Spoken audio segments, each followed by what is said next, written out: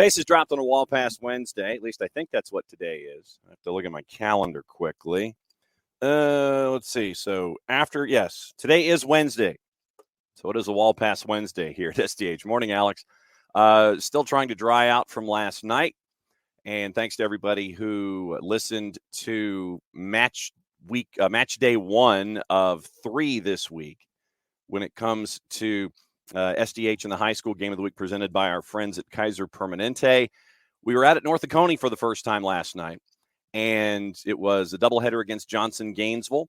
The girls' side beat Johnson Gainesville 2-1, and Johnson Gainesville's boys earned the split 2-0 over North Oconee last night in what started as kind of one of those spitty, misty kind of things.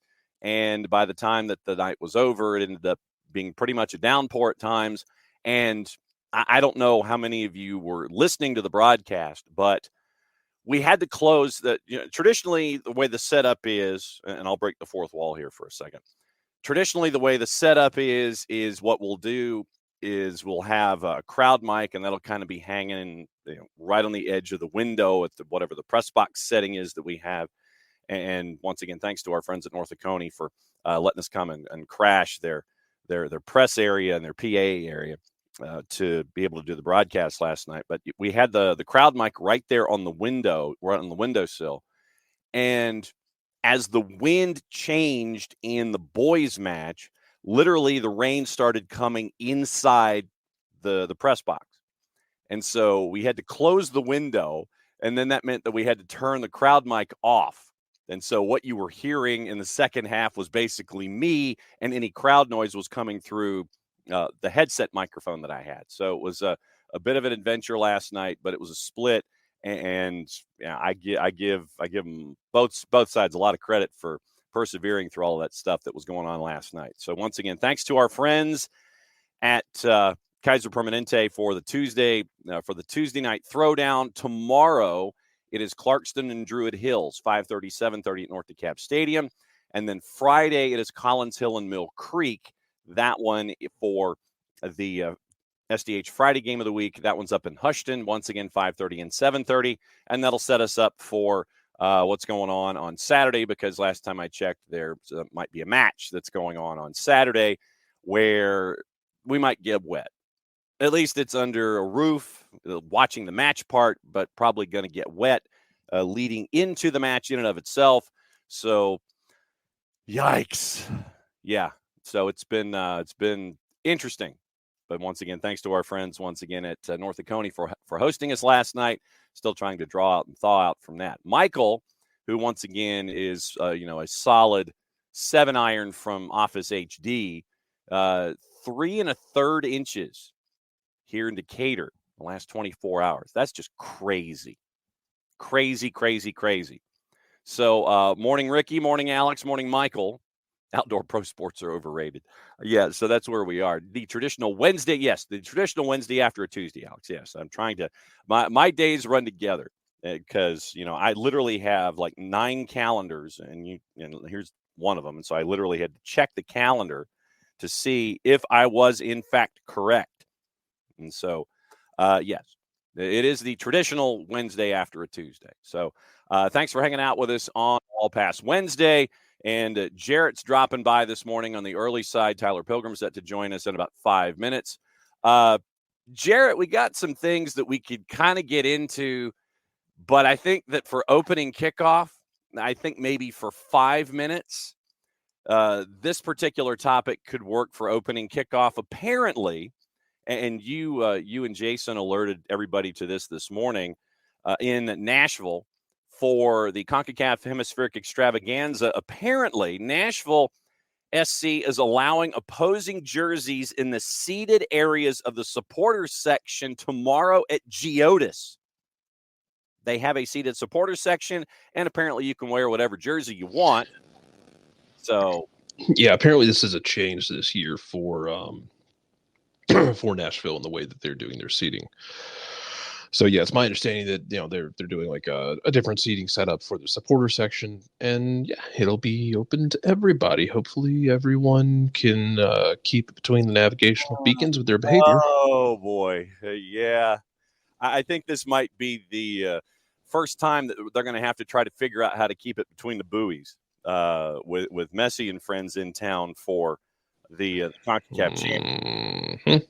Mm-hmm. So it will be intriguing, to say the very least, when it comes to – I want to know, and maybe we can bring in our buddy Lucas Panzica at some point this week, maybe on Friday, to find out what the experience was like and see just what the percentage is when it comes to folks that are wearing the Heron stuff and folks that are wearing Nashville SC stuff. Apparently 104.5 The Zone gets the night off, but I'm sure that Lucas and everybody will be there watching. But, yeah, I want to know what the percentage is. First off, for a midweek match, obviously comparing Messi and friends to Mocha FC is not a fair comparison, but there were tens of people watching Nashville SC and Mocha in the previous round of the CONCACAF Hemispheric Extravaganza. I think the crowd might be a little different tomorrow in Nashville. That's just me.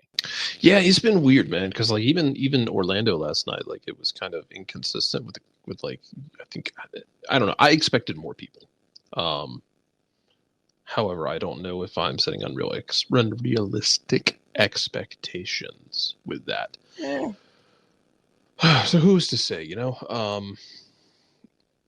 well, yeah, it'll be an interesting little street fight they have.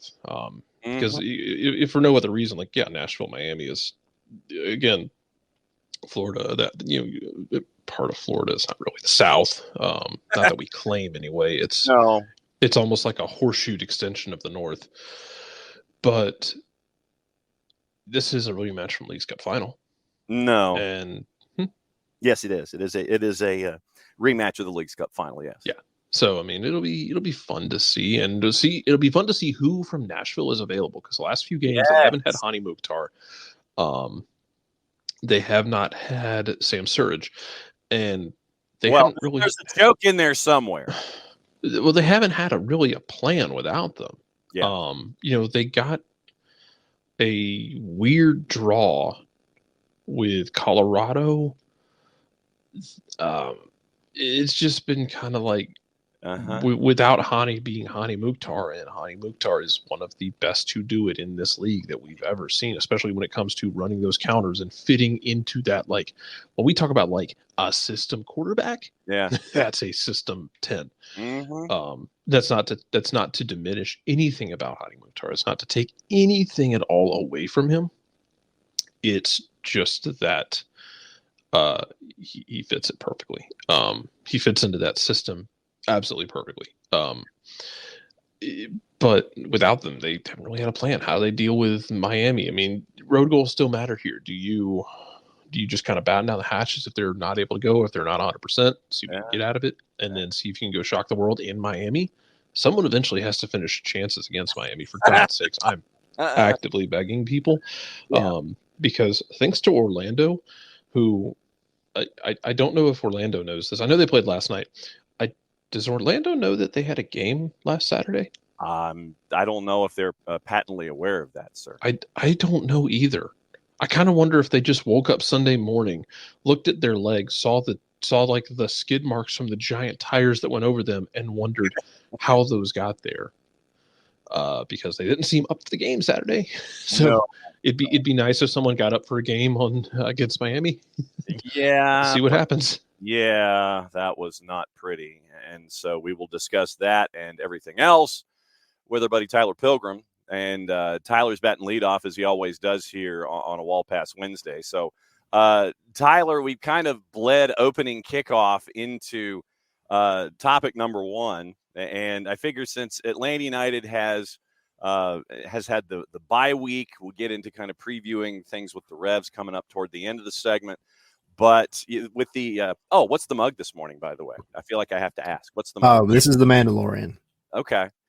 So he is a Star Warsian type individual. Yes. With the Star Wars enthusiast. Yes. Okay. So we were kind of getting into the CONCACAF Hemispheric Extravaganza and the idea that in Nashville, in their seated supporters section, otherwise known as the Triple S or the S3 or whatever you want to call it, you get to wear whatever jersey you want.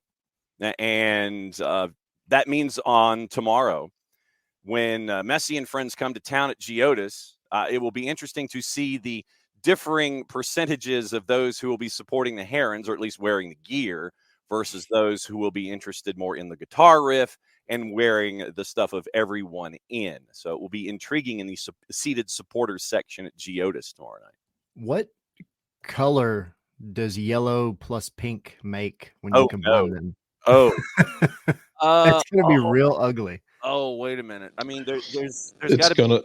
I don't know that it exists in nature. I'm pretty sure the only time I've ever seen it is in the tunnel sequence in Willy Wonka and the Chocolate Factory. This is a new type of candy. This is very much a new type of candy that is not approved by the FDA.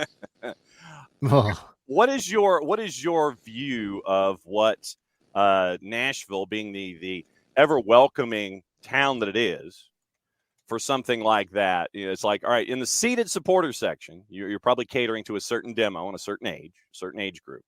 So the folks that are sitting, what is your view in a seated supporter section that you can wear the other team's gear or any team's gear that you want? I mean, hell, somebody could be wearing Athletic Bilbao for all we know in the seated supporter section tomorrow. I don't know if that would be a majority opinion, but still, what's your thought about something like that? I think it's dumb. Personally, I'm not a big fan of wearing, I don't know what kind of references I should use this early in the morning. Hey, look, all we have to do when we put Tyler, this, we believe in deep cuts, and at the very least, you and I are on the same page on 99% of them. So let's go. This is true. I mean, don't worry about it, because when this posts to audio, all we have to do is post the explicit rating and everything's fine. So go ahead and riff away. Doesn't all right, well, I'm just it's like, you ever seen the South Park episode with the Bloods and the Crips? Yeah. Or anything related to the Bloods and the Crips. I just feel like this is that moment where the Blood is walking up in Crip territory and seeing, Snoop or whoever, and things are going to go down. It's just not a good idea. I don't care what part of the world you're in. You just don't do that. You go up to Philly, and if you're not wearing Eagles attire anywhere around that place, then bad things can happen. I just think it's dumb. But also, Miami, I mean, you're going to have Messi jerseys everywhere. It doesn't matter what stadium. But the fact that you invite other teams' jerseys of any kind into your supporter section is just asking for trouble. I think. Well, and did you hear when the Eagles, by the way, sidebar, and this never happens on a Wall Pass Wednesday ever, or on the morning show on the whole. Did you hear that when the Eagles were announced as the team that was going to Brazil, apparently they're going to be playing in a stadium where the rival for the team that they are going to be playing in is Palmeiras. And Palmeiras wears green. So you have the Eagles going into a stadium where the rival wears green and they hate Palmeiras. I don't know what the Eagles think they're going to do, because it doesn't matter what color scheme they have when they go and spread the gospel of the shield to Brazil. They're going to be wearing Kelly green somewhere. Yep. And these folks are going to say, I mean, honest. And if you are a fan, I'm going to put this out here right now. And Rich Ransom, one of our favorite folks, who is our resident Philadelphia Union fan here as a part of the Twitch pitch, I will say this. I will suggest this right now. May no Philadelphia Eagle fan wear green when they make this trip to Brazil. Because the last thing you want to do is go into that barn and have folks sitting there thinking Palmeiras. And, I mean, Philly folks thought that they knew how to... variants of green, though. Like, is it the modern green, or can you get away with Kelly green? I don't know. But, the Palmeiras, the Kelly green is a little bit of a lighter shade than Palmeiras. And so, I mean, Palmeiras is that deeper green, but still, it's too close. But, it's Brazil, right? And so it's the same point with the Nashville-Miami thing. I wouldn't go to any football stadium in Brazil wearing anything remotely close that's going to piss off the supporters in that stadium. Just not going to do it. No. Yeah, Tyler's point, man. There's a level of self-preservation here. Again, the best advice I ever got from an old Scottish friend was, if you are in a bar in Glasgow and someone asks who you support, just say Queen's Park. Queen's Park. Do not invite potential scorn, because especially if you're down there and it's Palmaris, it's whoever the hell. If someone asks you who you support, you're you're flipping a coin. Are you about to make a friend, or are you about to make a trip to the ER? Yep. Yes, that is no true words have ever been spoken. Yep. Or can you just say like, I'm just I hope everyone has a good day. Just here for the party, guys. Yeah, it's like I'm look, bro. I'm just here. Here's my passport. Got it stamped. I'm just here for the party. Just like I support. It's like I support the Forge in Canada. Go team. Yes, basically, go team. I myself am a Montreal Alouettes fan. Yes. And you drop an Anthony Calvillo reference and everything's fine. Michael, one of our resident Auburners, he says it's not the SEC. Y'all know that he went to Auburn and wore AU gear to LSU, Athens, and Gainesville away, Iron Bowls, Penn State, etc. No fight yet. It's because there is a certain congeniality, I would posit, when it comes to college football. There's smack talk. There's no fighting. I mean, maybe short of an Iron Bowl.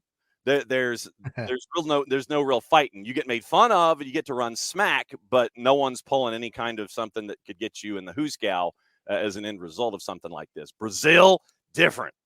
But like I said, it will be interesting to see what the percentages are in the seated supporters section come tomorrow with Messi and friends in Nashville FC. Atlanta United getting ready for a match. Last time I heard, coming up this weekend.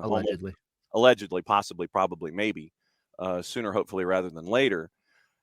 Been a week and a half. You made a couple of trips to the Children's Healthcare of Atlanta practice facility. Now, as they're getting close to the home opener here in 24, what are some of your takeaways? Having the Columbus match now in the collective rearview mirror, they're getting ready. They learn from it. They're getting ready for the Revs. What's been the vibe when you've been up there to visit?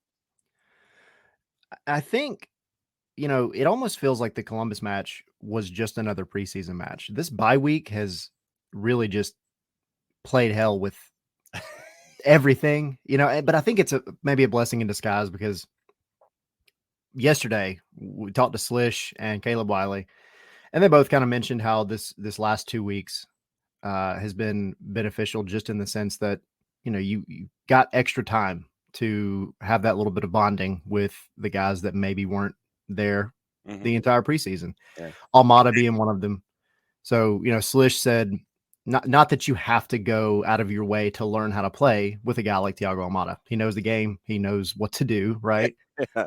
Just a little bit. Yeah. But, he said it's nice because now I'm starting to learn, his placement, things like that. And he's like, I fully believe I'll be able to make plenty of line-breaking passes to Thiago Almada to let him go in the attack, which is what you want to hear if you're an Atlanta fan.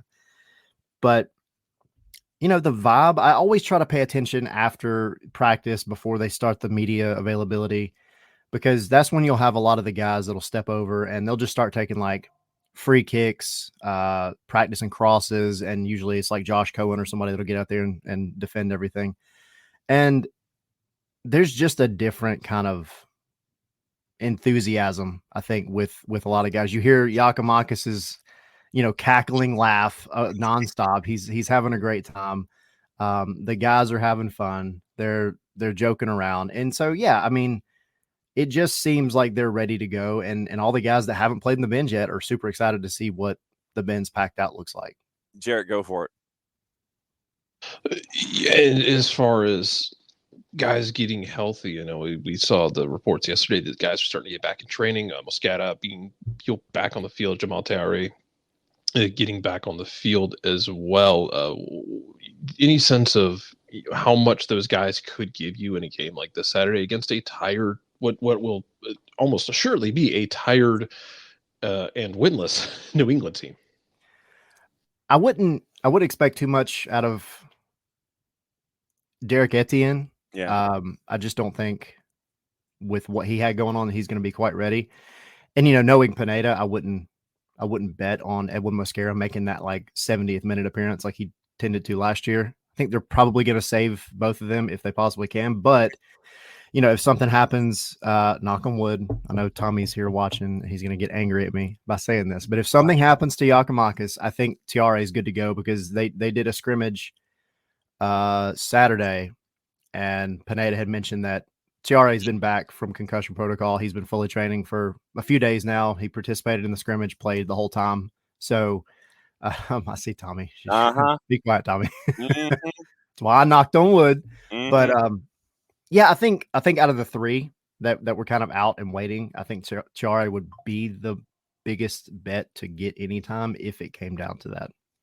And you're going up against a team in New England that went up against a standing on his head. Yes, I use the goalie cliche, Sean Johnson, who had a couple of point blanks and a couple of rockets up at Foxborough that he defended well. And, you know, it's amazing what happens when you have Toronto FC players who actually will go back and defend in addition to try and be the fulcrums for them offensively in a 1-0 win. So they pinned in Carlos Heel. Literally, it's like, all right, he's got the ball, 2 or 3 immediately collapse on him, and you end up with no result. Then you've got CONCACAF Champions League, the Hemispheric Extravaganza. They've got to deal with that. And you wonder what Caleb Porter is going to do lineup-wise. Is he going to continue to push the lineup that he has? You go, say, first choice on the weekend against Toronto. You figure first choice this week in the CONCACAF Hemispheric Extravaganza to try to put up a number to give you a cushion. So do you rotate on the weekend, or do you put the first choice out there hoping after you've put up a number this week during Monday through Friday that you can afford not to do it for the second leg? And so this is the intrigue, the Palace intrigue, I think, that we're staring at with the Caleb Porter and the Revs.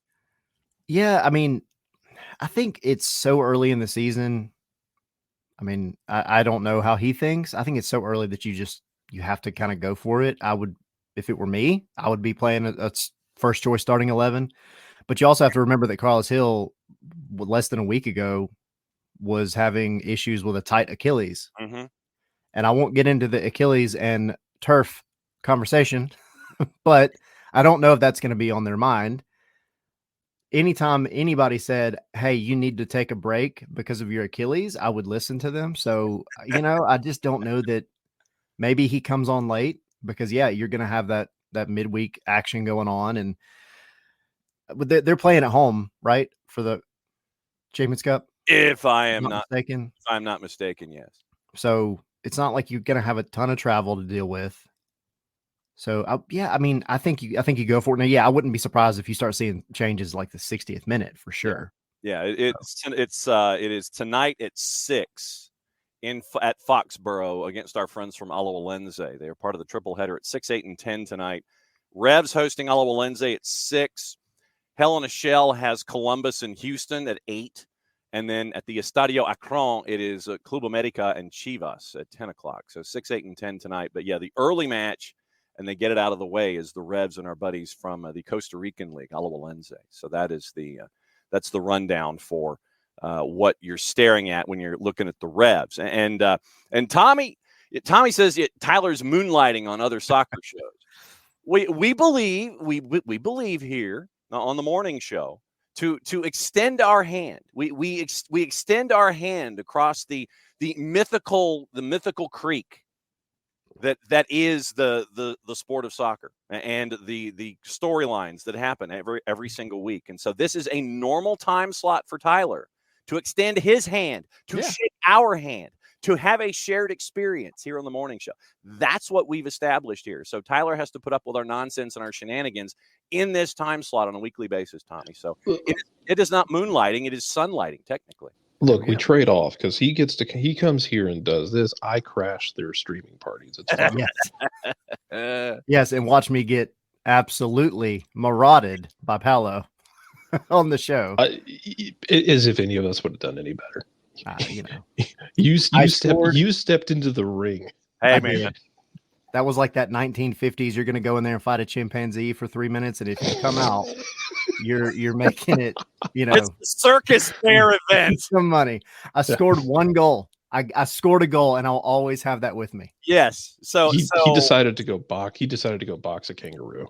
Yes. Yeah. It's like fight the circus bear. That's what Tyler ended up doing. Seriously. What was that experience like? Now that you have survived it and can live to tell the tale, what was that like having to go into the Lions Den against Paolo? And I mean, dude is like a multi-time champion. I mean, he has the belt. And Yep. so you're like the guy at the beginning of Superstars of Wrestling going up against the champ in that 3-minute squash that they need to just kind of fill time for the opening monologue. What was that like going up against Paolo?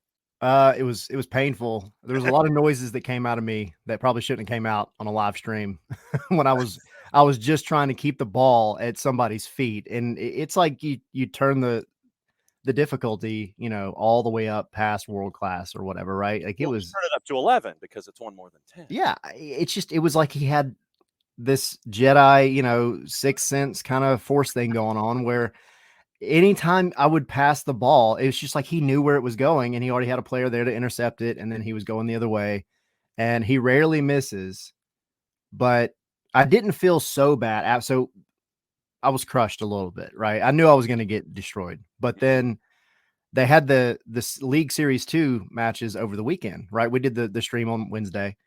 And then he goes and absolutely dominates the first couple of rounds and days in the competition.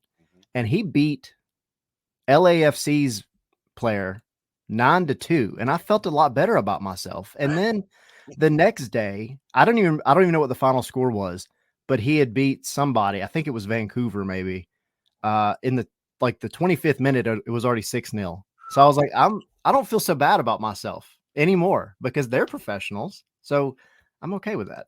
I mean, Jarrett Paolo has sent folks just rage quitting in the past in these tournaments, and that's been a fun watch to see folks going up against Paolo and just basically spiking their players and rage quitting in the middle of a match. Hey, look, you did better than I would have done because I probably wouldn't have gotten into the ring in the first place. And then if I had, just at a certain point, I'm just popping off like 30-yard bombs just to see if I can make something weird happen. And yeah, it is a pros versus Joes matchup to Ricky's point. Also to Ricky's other point, it's not as if we're not going to be sitting here doing this in like a month's time, I think, when the re-releases of Star Wars Battlefront come out. Not like the 2017 versions, but like the 2006 versions are getting remastered and re-released.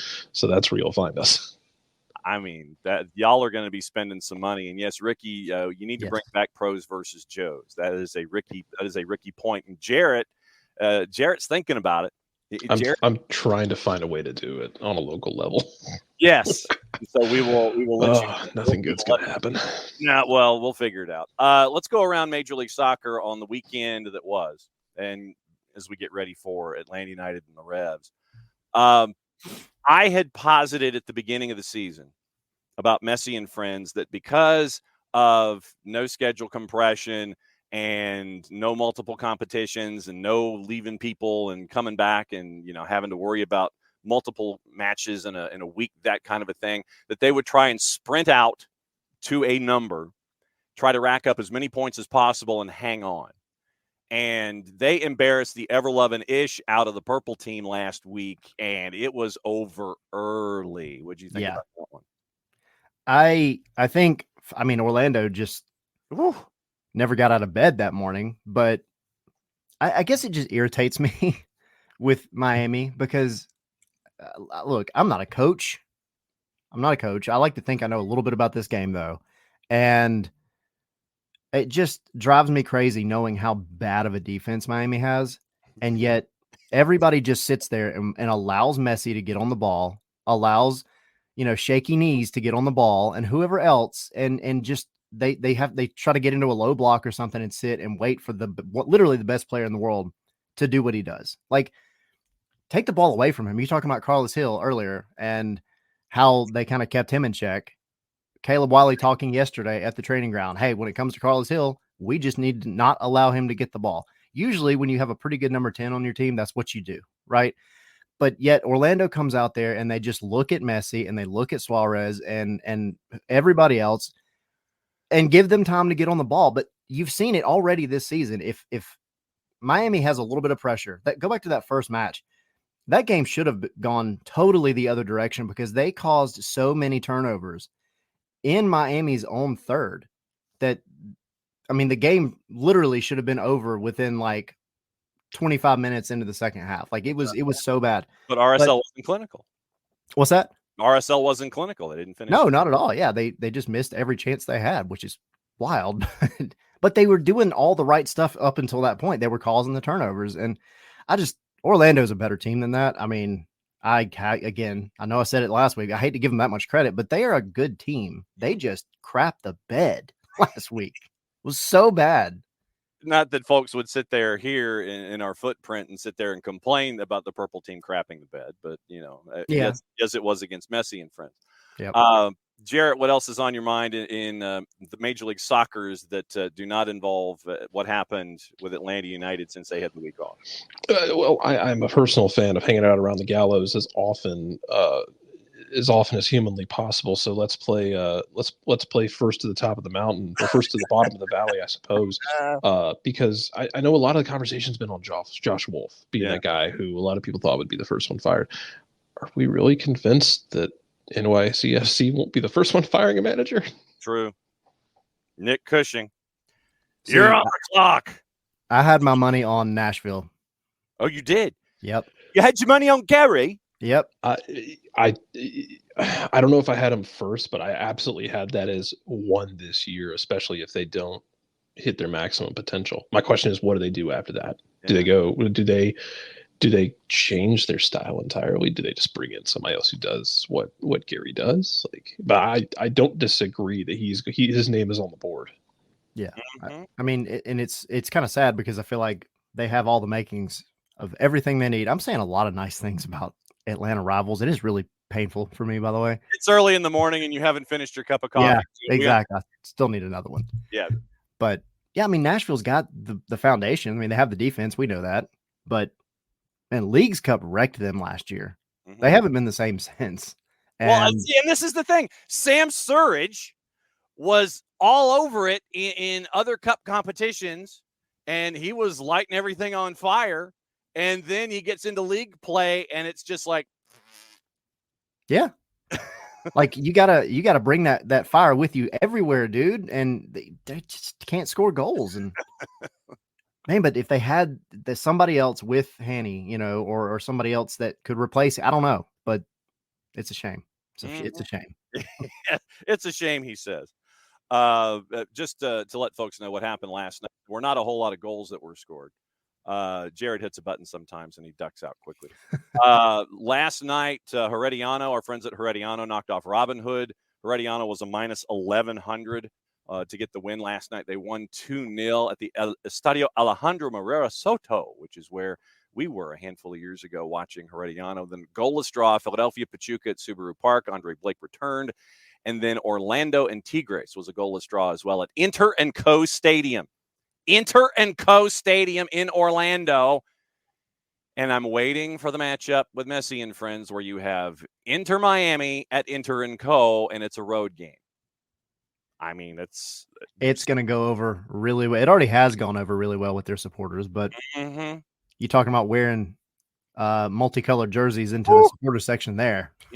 That'll be fun. All right, so Emilio is asking your top 5. So when it comes to this labor of Sisyphus that could be a managing in Major League Soccer, obviously you've mentioned Gary, you've mentioned Josh Wolf.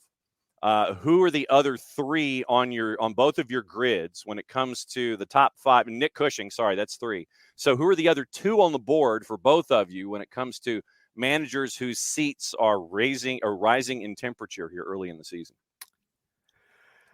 I mean, you have to throw Pineda in there, I think, at this point, just because of a lot of things. I mean, he's been here now a couple of years. Well, and it's also the last year in his contract. So yes. Yeah. So maybe define hot, but like I wouldn't be surprised to see a trigger be pulled if things are not looking the way that I think everybody agrees they should with this roster for Atlanta come the summertime.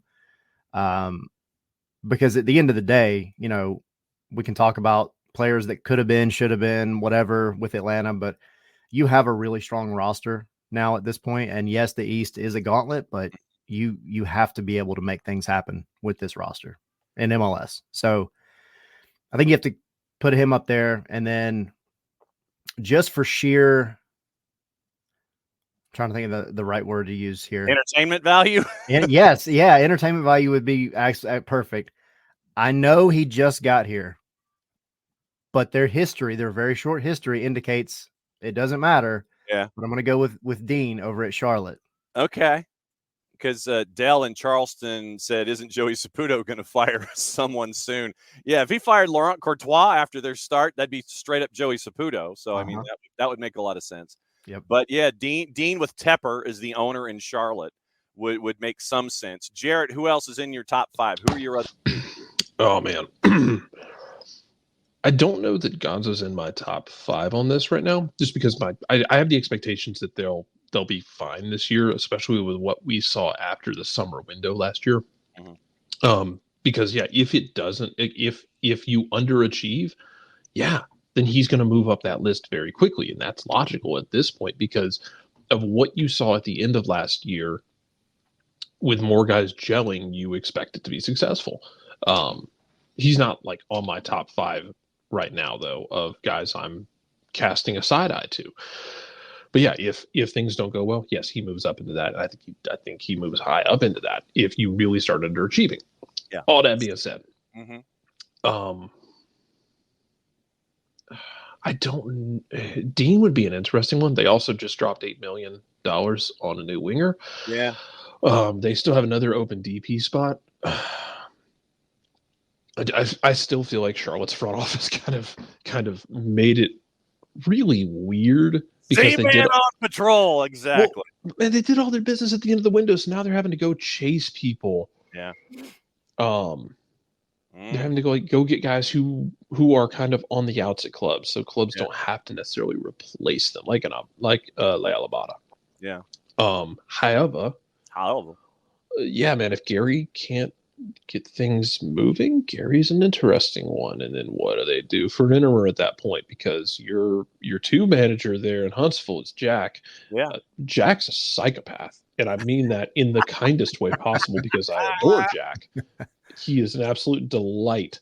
But stylistically, Jack has taken out has taken out the welder and has welded the gas pedal down to the car. It doesn't come up anymore. He is basically a Mad Max driver. I just had this vision now of Jack screaming into a monitor at like extreme close up, where he's just like, wearing like spiked armor and Viking helmet. Any man who spends his like summer afternoons and evenings dressed in all black dress attire on the sidelines and doesn't flinch is terrifying to me because he's not bothered by the temperature. Clearly, he's just going to keep powering through. That's John Wick. Oh yeah, absolutely. I'll give you one. Lucy out in San Jose. Okay. And I don't know how fair it would be because I think San Jose's ownership has absolutely dropped the ball. Yeah, because they're focused on the A's. In terms of building out this roster, I think they've absolutely screwed up in not restocking because we saw San Jose last year. They weren't a bad team. Nope. And now they look pretty pathetic. Ricky Wolf's on that list, man. He's got to be. If the Galaxy struggle, Vanny's on that list, especially everything for the same reason I think that you would put Gonzo on a list, in the sense that you have handed him a lot of weaponry and you're expecting something. And Ricky Pooge, and if you don't finish top 4, that's a you problem. Yeah. I don't know that they would do it, and this would be my wild card. Mm-hmm. And we can talk about it tomorrow. Herdman. No. Schmetzer. Ooh. That's spicy. Ooh, Nico Moreno at 10:30 tomorrow morning. I know, but De La Vega's already hurt. He's going to miss 8 weeks. Oh, man. They cannot right now they cannot hit water if they fell out of a boat.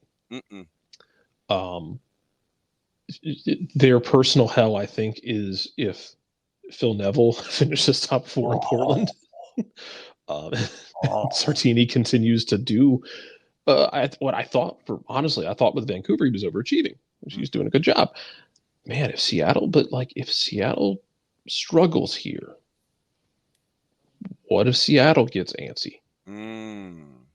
Ricky thinks that Schmetzer might get the Pete Carroll treatment.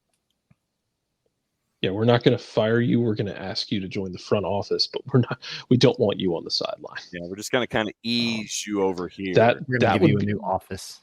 Yeah, that would be my blindsided with a 2x4, like Antonio Brown level CTE decision. If you asked me to put a fifth wild card in there, okay, is if Seattle struggles into the summer, that Schmetzer would be on that seat, and we can ask Nico about it. Yeah, Emilio, it's only one match, but is the purple team honing to be up and down as in the past and talking about Oscar Pareja?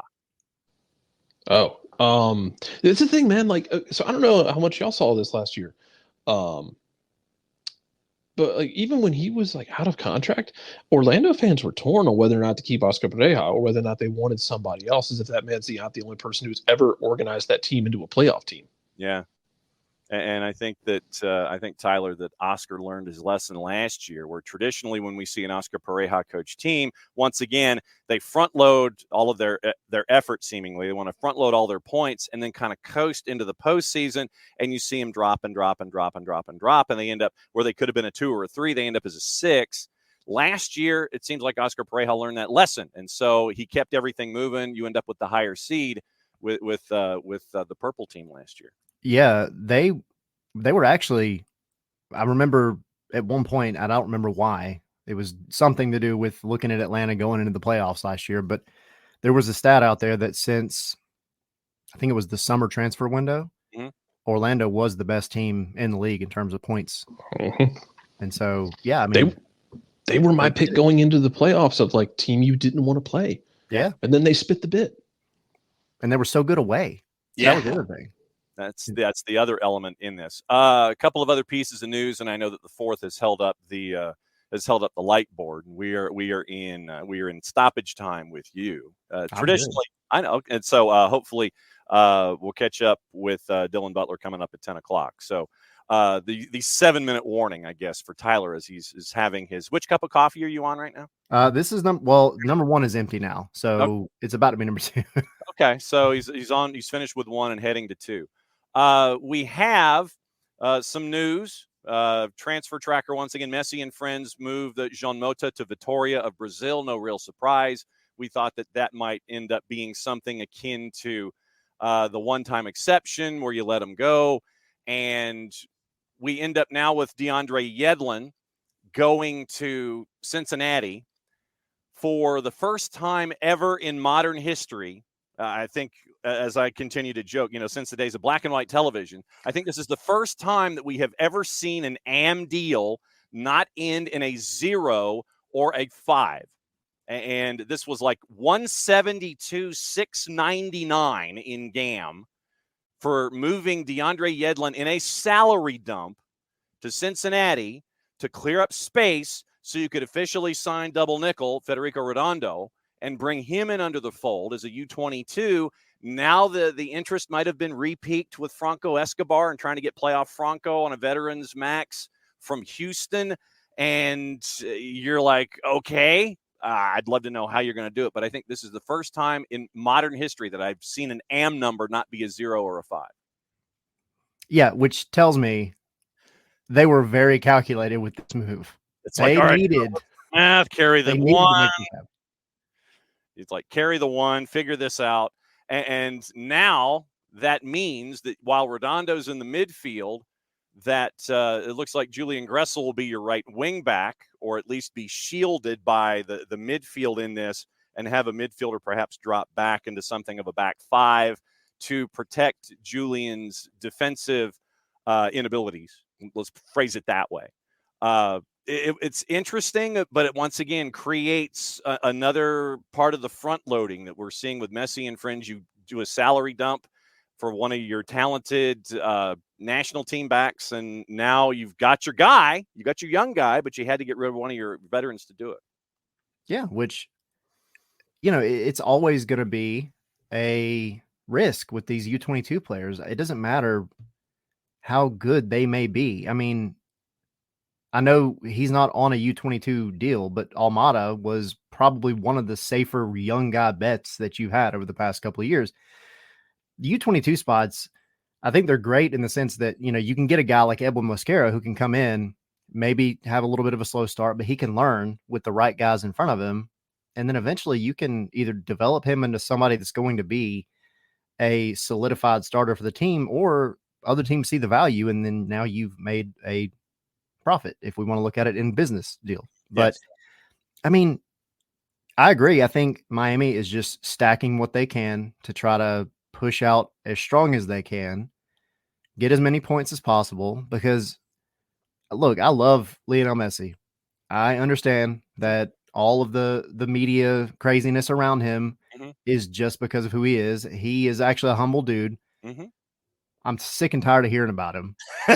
Sick and tired of hearing about him. But also, he, Busquets, Jordi, Suarez, yeah, all these guys, they are getting older. And, we can joke around about it, but they're going to run out of gas at some point. And so you do want to use them while you have them consistently to rack up as high of a lead in the Supporter Shield standings as you possibly can. And then you've got to hope that your U22 guys that you're doing all these bean counting mechanisms for can hold you down when they're not playing.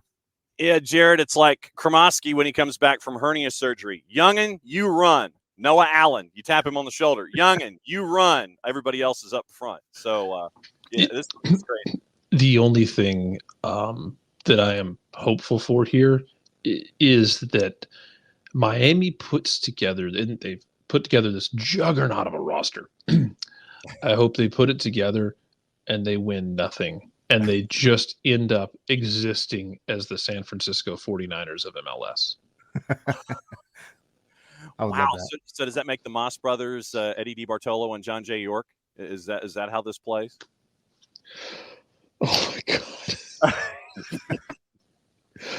I just, it's not even like, I don't even have the negative feelings toward Tata like I do Kyle Shanahan, but oh, I know. I mean, you can draw a roundabout parallel to, yeah, man, look at how good San Francisco is. They're just so amazing. What happens when you get to the playoffs? We don't talk about that. and you can't hang on to a lead. You got problems, and when it counts, like, you sit there and you want to pass the ball the first 6 plays of the second half with a lead. It would be amazing to me if Miami built this Voltron from hell of a roster and then just gets to the playoff and it just turns into like a pod racer that explodes at the line. You see the engine blow up like at the old Atlanta Dragway up in Commerce. You sit there, you gun the engine, you punch it when it goes green, and then the engine just blows halfway down the quarter mile, and you're sitting there going, transmission just falls out the bottom, and then you roll over it. Yes, that's like the engine drops, oil's everywhere. They've got to stop the race, all that kind of stuff.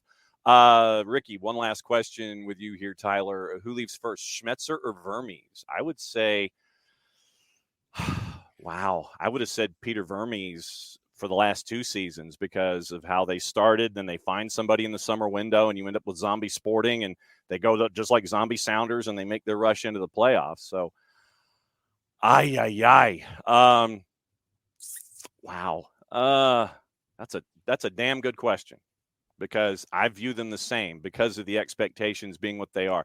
Peter Vermes might just get to the point where he's just like, I'm tired of all this crap, and he'll tell you, and it's like, I'm out the door. I'll go upstairs, take my other title, and then somebody else can come in here and be the head coach of Sporting. That's a damn good comparison. Schmetzer and Vermes for different reasons. I think Vermes. I think, Right. and yes, it's a coin toss. Because it absolutely could come down to whichever one of them is just like, I'm done at this point. Yeah, Peter Vermes is like, I'd love Peter Vermes' exit press conference. Yeah, I'm done. No questions. He just walks out. I'm retiring, guys. I'm retiring. Forget it. I'm out the door. All right, time to hit the promo for us. What's going on at Scarves and Spikes? And you got some guestesses and some real important stuff going on. What's going on? Yeah, we have our show tonight. We'll have Sasha Kleshtin on with us for a little bit. There you go. Going to chat about Atlanta and MLS as a whole and whatever other shenanigans we decide to come up with. Well, we'll give you a shenanigan. Yesterday on the show, we solved the issue of the MLS All-Star Game for the second year in a row. And we had suggested as a part of this that the hot tag exists for anyone in the building. So literally it is, you don't have to worry about boards going up. Literally you have the hockey boards up. You can do like indoor soccer and bounce it off the walls and play it to yourself and all these kinds of things, but you can hot tag anybody in the building. And that includes broadcasters. But if broadcasters are hot tagged, they still have to wear their IFB and their microphone and come down from their perch to participate. And they still have to do both of their duties if they're hot tagged as a part of this process. Would Sasha Klestjan be interested in getting a hot tag, but you can't turn it down? But would he be interested in a situation like that where in your street clothes you participate in the madness that would be the SDH solving of the MLS All-Star game? I think he would. I think Kevin Egan would. We know. Oh yeah, Kevin Egan would be on Kevin board. was our main example yesterday. Where Garrett said at one point that Kevin Egan actually tags Kevin Patrick in. Yeah, just totally, just Jekyll and Hyde hulks it. That would be amazing. And then you'd have Sheamus come in. You'd have Drew McIntyre be a part of the whole thing, and then Kevin Patrick and Kevin Egan try to take both of them out with slide tackles. But you've got to stay in your broadcaster gear. You can't change into something that's got like an MLS jersey or anything like that. I think that would be great. I would love to see this. Yeah. So what I'll do is I'll send you the link to MLS yesterday's show where MLS All-Star Game was solved by Jarrett, by me, by Nick, and by Maddie Cruz. So we will send you that so you can listen to it. It's a good 40 minutes. Round 2 is a good 40 minutes. Last year we did it. It was another 40 minutes, and we did the whole Royal Rumble thing with the smoke and the exits and the surprises and all that kind of stuff. So I'll send you to your email when the show is over this morning. I'll send you the links to the stuff so you can listen to it and have a reference point from what we're talking about. Tyler, my friend, it's always great to have you on. Go ahead and hit the promo outside of the show. How can folks get in touch with you on all the media that is social? ATL Pilgrim. Pretty easy. That's Pilgrim with an I, Pilgrim. So yes. ATL Pilgrim, pretty much everywhere. And Scarves, the letter N, Spikes. That's it. On the 280 character app. As always, my friend, great to have you on. It'll be great to see you inside Mercedes-Benz, hopefully as dry as everyone else, as we fight Mother Nature, who is always undefeated for the home opener in 24. Thanks as always, my friend. We will see you before we know it. It's going to be great to catch up with you. Be good. He's going to go get his second cup of coffee and go for it there. Jarrett, so we're getting some folks who are running through things. Rich has finally, I guess, recovered from last night, and Rich is in with us this morning. Hey, man. Look, nothing about last night was pretty. No. But being said, if Philadelphia got out of there with a draw, now if you go down to Pachuca and you got two center backs back in play, and your keeper, and you go down to Pachuca and you get a goal, you're in business. Yeah, you kept them out of the back of the net. Yeah, and kept them from getting that away goal when you were missing center backs. It's not a bad position to be in. That was a damn near best case scenario for Philadelphia, and it wasn't pretty. No, I'm not even talking about the style of play. I'm talking about like Pachuca had chances. Yeah, but you had guys diving and blocking and doing not diving and like buying fouls, but diving to block shots left and right. And you had Andre Blake making saves. You had VAR getting involved correctly. Like. Sometimes you've got a little luck to go along with playing a scrappy game. Yeah. You take it because now you're in a situation where if you can go get just a goal or even keep it scoreless and take it to a shootout. Right. Style points don't matter in these cup competitions. No, not one damn bit. They do not. Dell saying that Schmetzer being 4 years older may retire. Yeah. And it just comes to the amount of issues you put up with going forward. Yeah, he could. And that's not to say that I think he will be gone. Right. But if you ask me to pick someone like off the board, like way off the board, if Seattle struggles, I wonder if they could make a change. Yeah. And so put a bookmark in Schmetzer specifically. And when Nico drops by 10:30 tomorrow, by the way, tomorrow's show stacked from beginning to end. Tonight, remember, it is the semifinals of the W Gold Cup. The U.S. has the late game, so that means that Bart will be cranky when he joins us batting leadoff tomorrow to discuss. He's going to be in a terrible mood. It's going to be wonderful. And yeah, Rich, I agree. Style doesn't matter, and especially in cup competitions. Yeah. I think it's one of the things that makes Phillies so dangerous in those cups is I don't care how it looks. You want to get wins. Mm-hmm. That's all that matters. And if anybody gets mad at you about it, tell them to punch sand. Yes. So you've got the U.S. tonight. Ricky's mad that they switched the games, but remember what they want to do is they want to get as many folks in that prime time window as possible. Even if it's late prime for the East Coast and early prime for the West Coast, Paramount Plus, by the way, and probably Golasso Network. We'll talk about that at the end of the show to figure out where you can watch it and how you can watch it. But you want as many viewers as possible, and you're not getting the East Coast audience in any way if you were the early match. So I get why they changed it specifically for drawing eyes to that matchup. So yes, on this show, exactly. So yeah, West Coast prime time, late prime here on the East Coast. And so Bart will be cranky in the morning discussing win or lose. He'll still be cranky and he might be on his second cup of coffee. Then Jason from training somewhere in the 9:30 to 10 o'clock window. Jason will hang out with us there. And then it is the return of our friends from the USL show. Kaylor Hodges and his band of renown. I think he has put out the bat signal to everybody else on the show. So we'll see how many of us are in the ring at 10 o'clock Eastern time to discuss the beginning of the season in USL Championship and USL League One. If you missed it, the conversation with Mike Jeffries, the head coach and general manager of Charlotte Independence, is up on the network. You can listen to that. We're going to be having an interview with Mark McKeever, the head coach of One Knoxville SC. So we'll catch it. By the way, their Sunsphere kit, I like the kit. I like that jersey that they put together for One Knox this year with the model of the Sunsphere that they built for the World's Fair when it was in Knoxville. Nice kit. So Maddie is catching up with Mark McKeever. We're also tracking down some other USL League One. And yes, Dale, we are catching up with, we're trying to track down Ben Pierman to do a 1v1 or catch him live here as well. So getting ready for the season. 10 o'clock will be Kaylor Hodges and the band of renown from the USL show. 10:30, all of your Schmetzer questions will be answered because Nico will be in at 10:30. So Thursday's show is stacked from beginning to end, a bunch of different topics. And then Friday, once again, our friends from Beyond Goals Mentoring at 9:30. We can whip around at 10. And remember, it is Clarkston Druid Hills tomorrow, 5:30 and 7:30 on the network.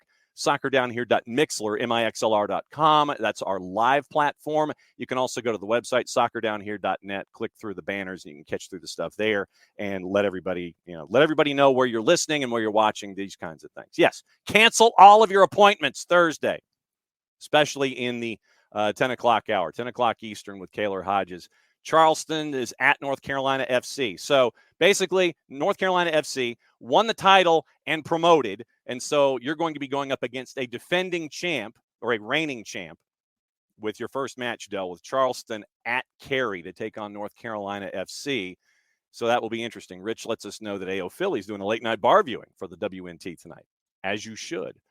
Top of the hour. And so, all right, before, like I said, we'll see if Dylan can join us this morning because he is one of the busiest men on the planet when it comes to Major League Soccer.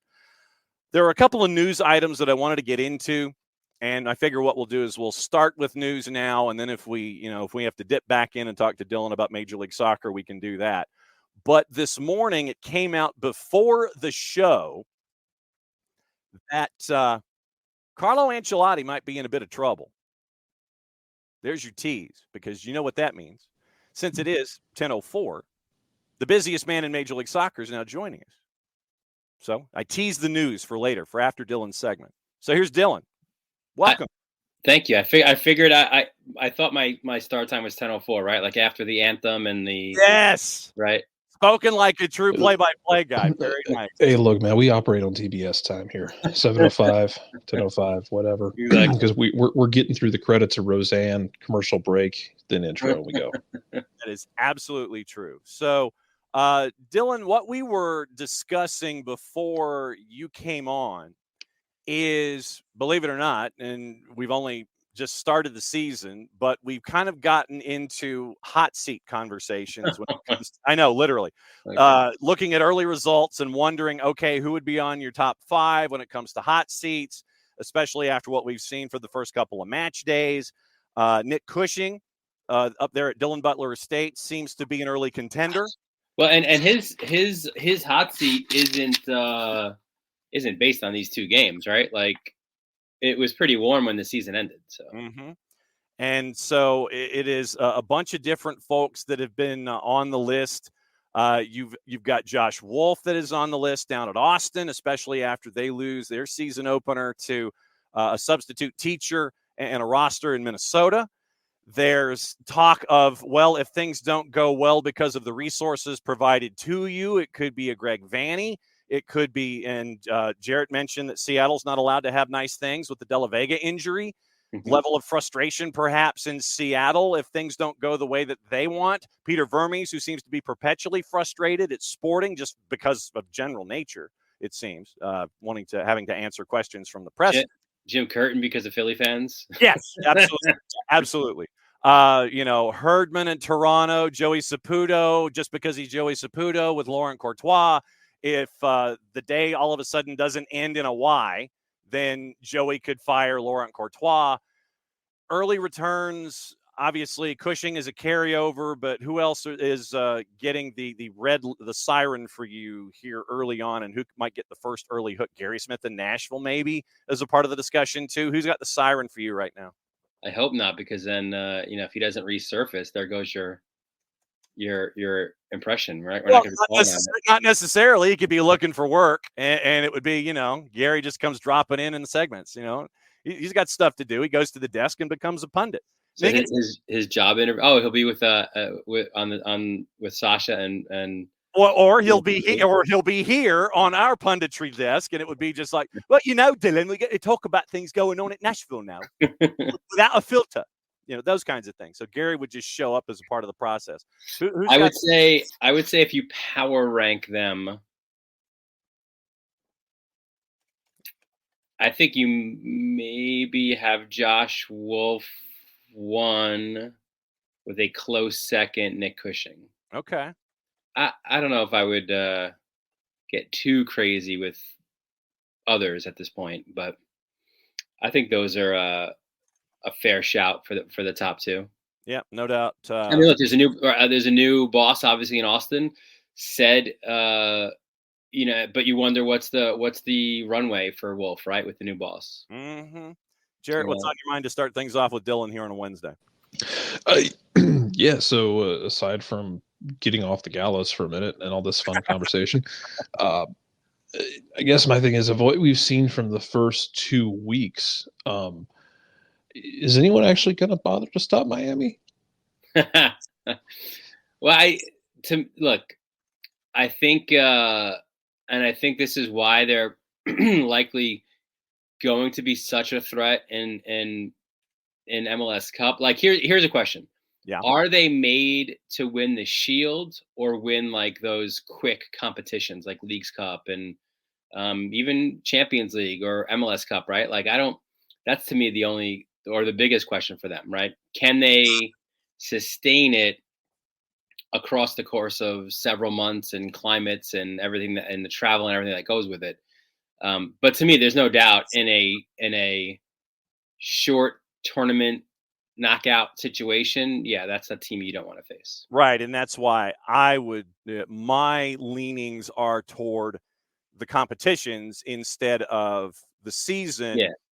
And winning the pie plate and making a deep run into MLS Cup, because I think they would do the same too, John. Like if I'm honest, if I'm Tata, look, you realize what you have, right? Like, we're resting these guys here, we're resting these guys there. Like, they're gonna take like an NBA type approach, I think. Like there's certain games they're just not gonna play. And as a result, and then obviously, international competitions and Copa America and things like that. So I don't think they're not going to have the pedal to the metal for the Shield. That being said, they could win 3 championships this year. Yeah. And so literally this is going to be, I would imagine, one of Tata Martino's busiest juggling jobs with all of these different chainsaws that he has in the air with schedule compression, international competition, folks not being there, folks over 35, and all these kinds of things.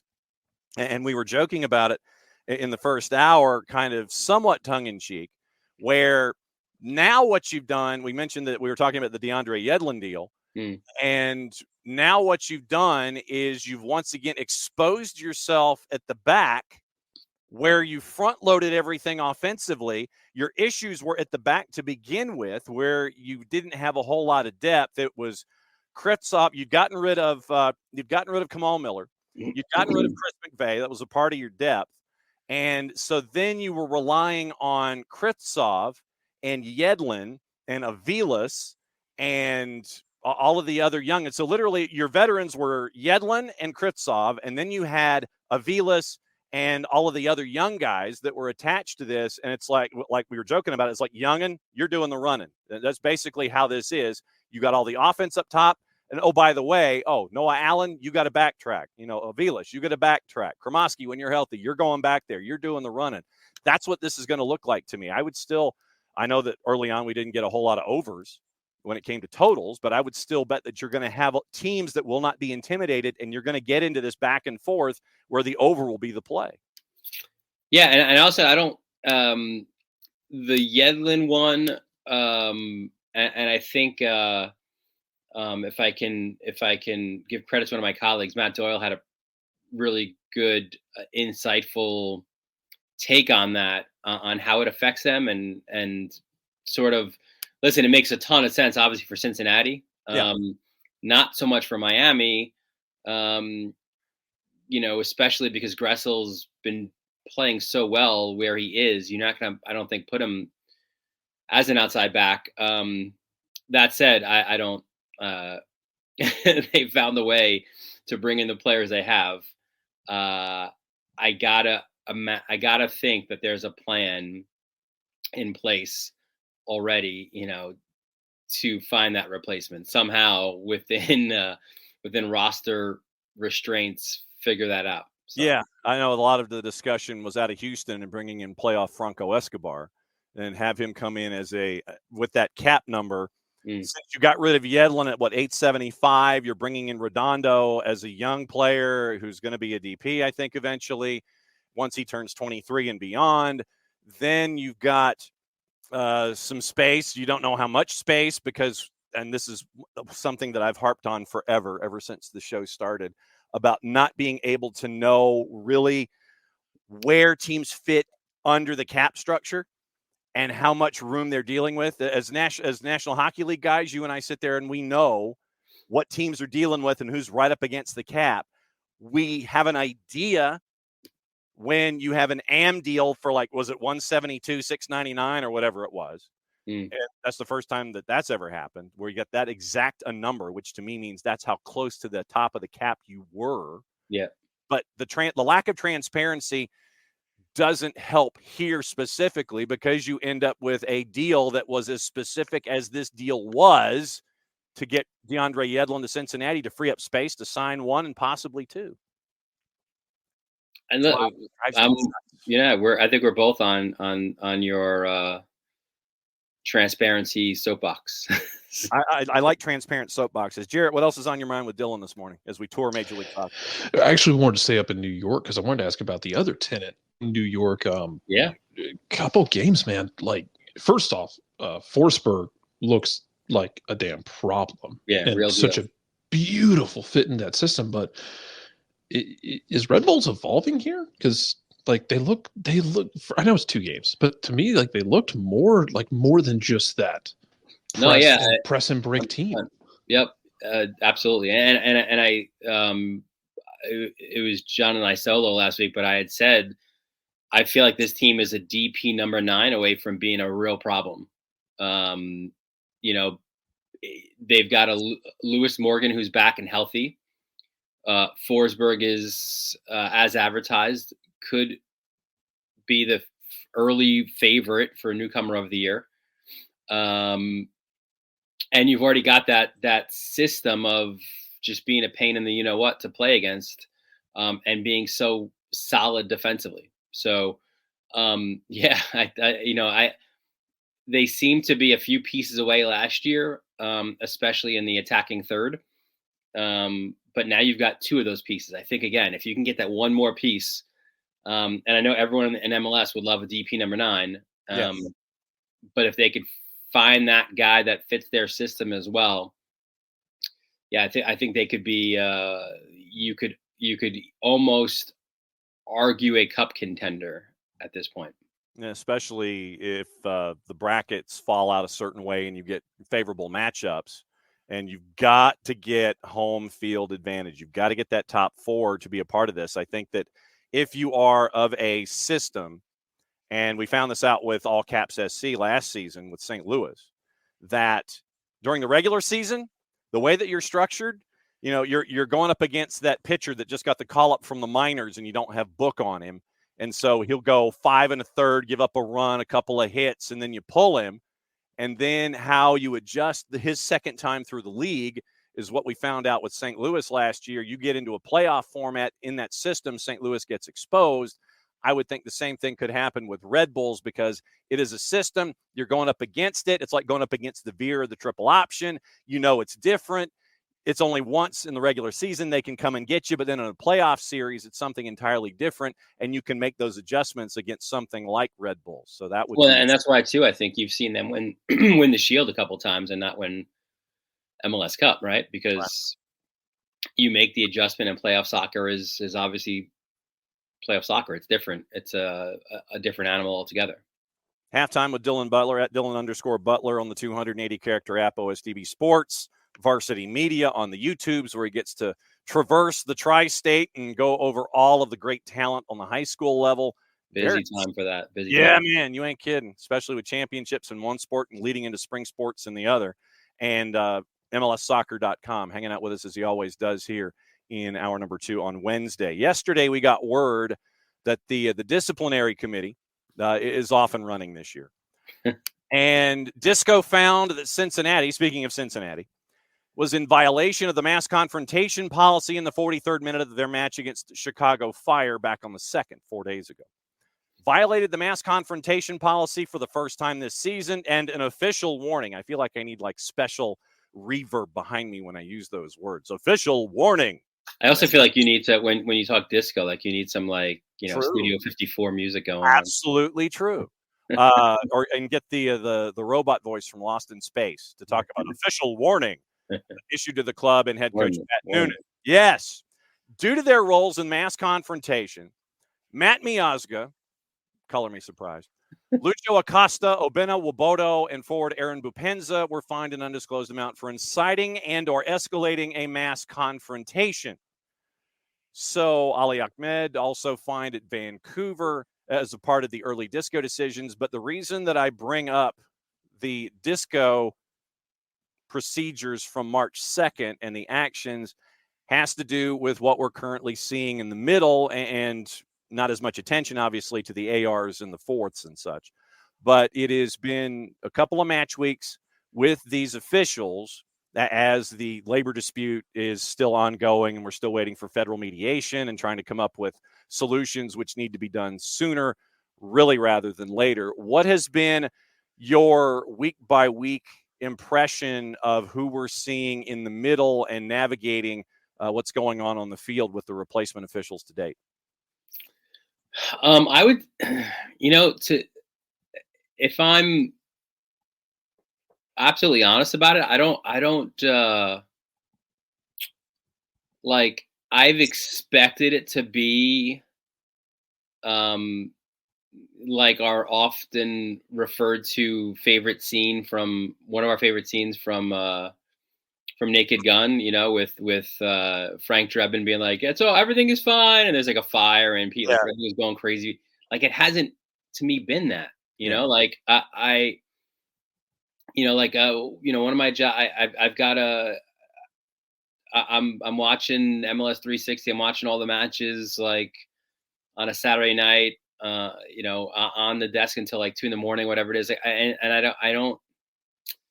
Listen, I think this week there was a situation with SKC Philly, right? That was Sporting was right. And obviously, the next move is a corner, and then the next move is a goal, and now it cost Sporting 2 points. Right. But those things were happening with with the regular officials at a pretty regular rate as well. So I don't, I'm not trying to toe the company line or anything like that. Like I don't think, to me, they've been a big issue, and I think, with VAR, I think there's cover there as well, right? Like if there's a bad decision on the field. So, and I think, VAR, I think in MLS, is significantly better than it is in other parts of the world. So, I don't, outside of that one issue, I don't think it's been a big, I don't know, talking point, right? I mean, I like, if you compare it to what the quote unquote regular officials, that we've had those conversations numerous times. So, Yep. Jarrett, go for it. I guess you got the refereeing side out of it, because that's going to be my question. I wanted to talk about actually a team north of Kansas City. Minnesota still doesn't have a permanent coach in the building, even though he's coming. Hopefully he gets there faster than the GM did. But I don't know. I think they took a rowboat across the Atlantic. I think they did too. What's the name of this river? Well, no, they took a rowboat, and then instead of landing in New York, they decided to forge the Northwest Passage and come down through Canada.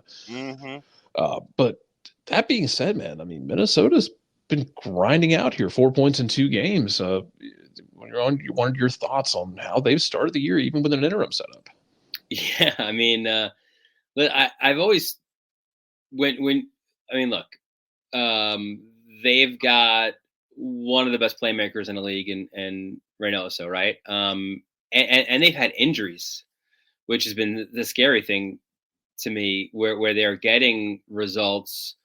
They don't have their manager in yet, and they have some of their stars who have been injured. So I don't know if it's sustainable across the 32 matches or 34 whatever we're playing with all these teams, but I don't know if it's sustainable across the entire regular season. But yeah, it's interesting. I think, and I think too, like, if you put Minnesota in the East, like, I don't know, the East is such a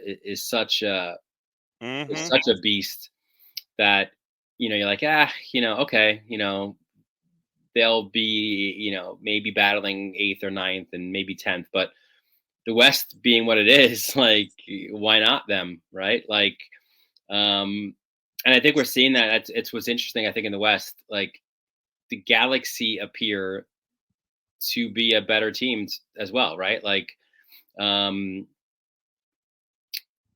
so you put those two in the mix, and you would say after week 1 it would be like LAFC and Seattle are again the top dogs, and maybe they are, but I think you've got a cluster of teams below them that I think could fight it out, and I think Minnesota's proving that they're among those teams.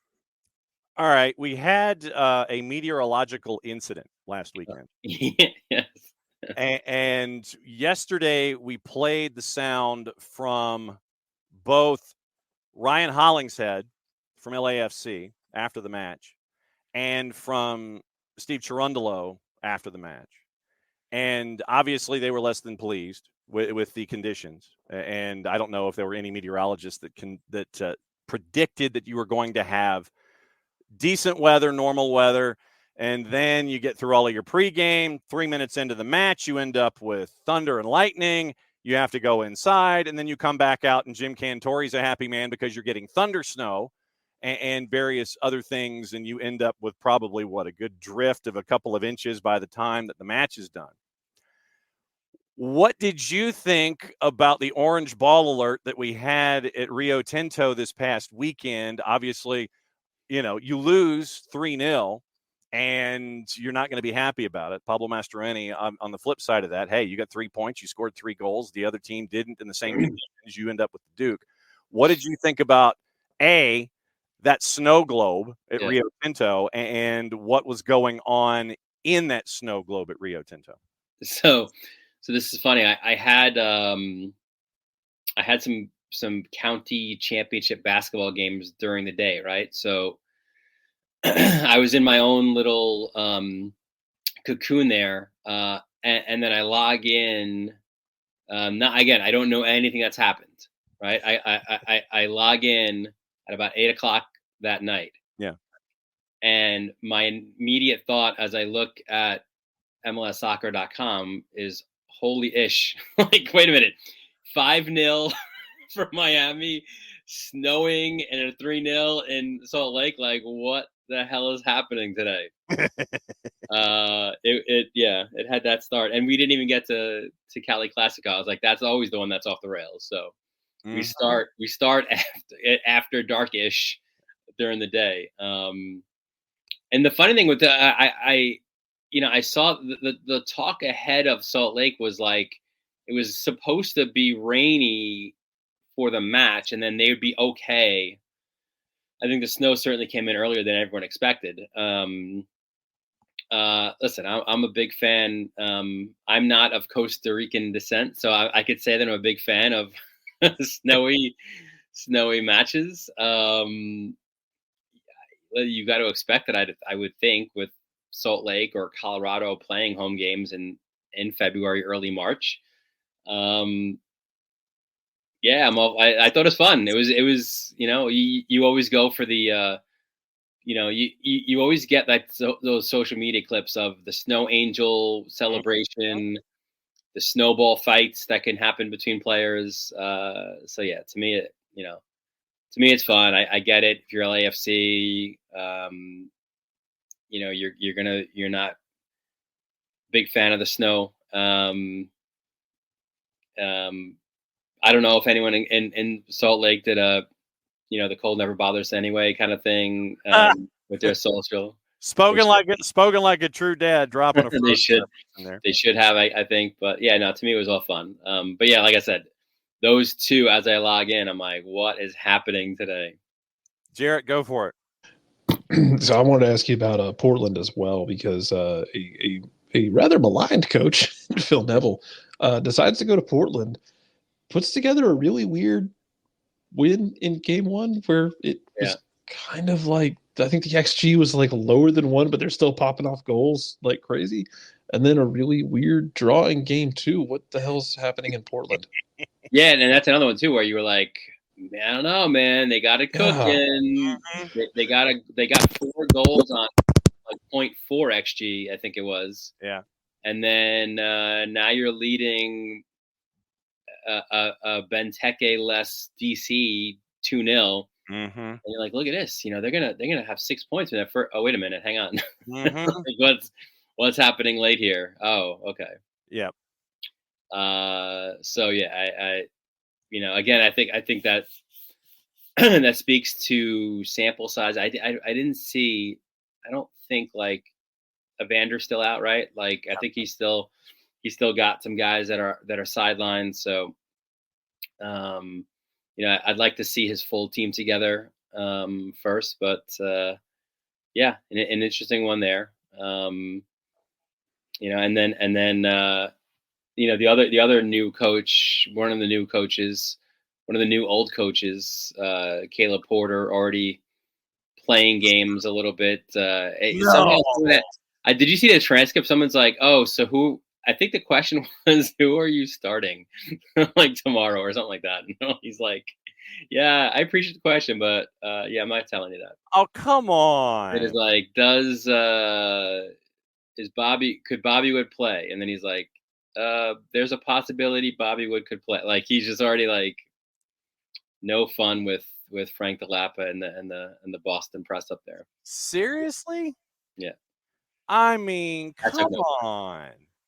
I mean, now I'm trying to find the transcript really quickly to review the game notes, visit in minutes. Okay, so let me see if I can find. And now Veroni's like suspended again. I mean, man, for their CCL tie, which could very well be a tricky one for them. Yeah, I mean, it's like I said, it's our buddies from Alawalense. So I mean, it's something that, the second leg of the series on the road. You want to have a bye. You would have liked to have had the bye week like Atlanta has when we play them this weekend. That would have helped. But those are things you got to manage in this league. And we've been playing teams in the league completely fresh that get a full week. In Atlanta's case, 2 weeks to prepare, and we're basically just recovering in 1 day and preparing 1 day to play. So there's no excuses. So we will rotate this game a little bit like we've been doing, maybe even a little bit more, just to make sure we have energy and that we're fresh physically. We have to be smart because not only are we trying to win the league in advance, we don't want to get injured. So there's a lot of discussions. And so then Dave Romney playing 90 minutes as a part of no, I don't. Oh, you flipped the page. Okay, now I see how this works. As I sit here and I'm trying to navigate it. Yeah, suspended for 2 yellows, Vrioni. Yeah, I think the sorry, John. I think the one might have been heading into their regular season, into their Toronto game. I think that was where he said that, but I apologies there. No worries. Like I said, I was looking at the Alawalense preview. So yeah, Vrioni's out, suspended 2 yellows. Have to manage again the number 9 position. We're hoping that Bobby Wood will be available, and I can say that with a little more peace of mind this time. What's in the spot shadow this weekend for you? What do you keep an eye on that is going to be intriguing for you, sir? Yeah, I mean, well, it starts obviously with these CCL CCC matches. At the CONCACAF Hemispheric Extravaganza. Yes, we understand. Tough ones, I think, for both. Like you said, I think when you've got the first leg at home against a Mexican opponent, you've got to get something out of that home leg. Like, if you're one of those super optimistic people, you're like, well, hey, we didn't concede. There wasn't an away goal. So if we can nick an away goal, we could win this series. And I'm sure that's what the managers will say or have said, maybe even last night. I didn't look, but that's tough for both Orlando and Philly, because it sets up so well, I think, for the Mexican, like if you've got a 1-1 is even better, I think, for a Mexican team, obviously going back home. But if you're an MLS team, you got to get something out of that first leg. So those were difficult results for those two teams. But you've got like a team like Miami that will have that home second leg, right? Against Nashville, and then we'll see what happens after that. But I feel like this is now the funner portion of the CCC, where you're getting more of these big time sort of matchups, right? In the round of 16. You've even got Club America and Chivas going at it. That should be tremendous. No doubt. Hit the promo for me. What's going on with you with MLSsoccer.com, OSDB, and Varsity Media? Yeah, Varsity Media tonight. Yeah, up at Fordham University in the Boogie Down is the Catholic League semifinals. So 6 o'clock, 8 o'clock games on the Varsity Media Sports Network on the YouTubes. Your boy Boogie Fland. By the way, Boogie struggled in the Archdiocese final, a game that Stepanek lost. That's kind of like your, SEC final, your ACC final. Okay. You're in the dance, but it's just a matter of seeding for the dance. So Boogie responds with 43 in their quarterfinal win, which the folks at Fordham say ties the most points scored in a game at Rose Hill Gymnasium. So. Okay, so you're saying that Boogie was in the Boogie Down and got 43 at Fordham. Okay, he was, and he's on there. He's back there again tonight, trying to get his team into the championship game. It's 8 o'clock for his game, and then St. Ray's and Nazareth are in the first game. And there's a guy who's a freshman at St. Ray's, Anderson Diaz, who the entire Castle Hill section of the Bronx shows out for him every game. He's got an entourage. He's a freshman. He's got an entourage that reminded me of the old days of like Felipe Lopez when he was at Rice High School. They've got sweatshirts that say Mr. Diaz on it. He's super fun to watch as well.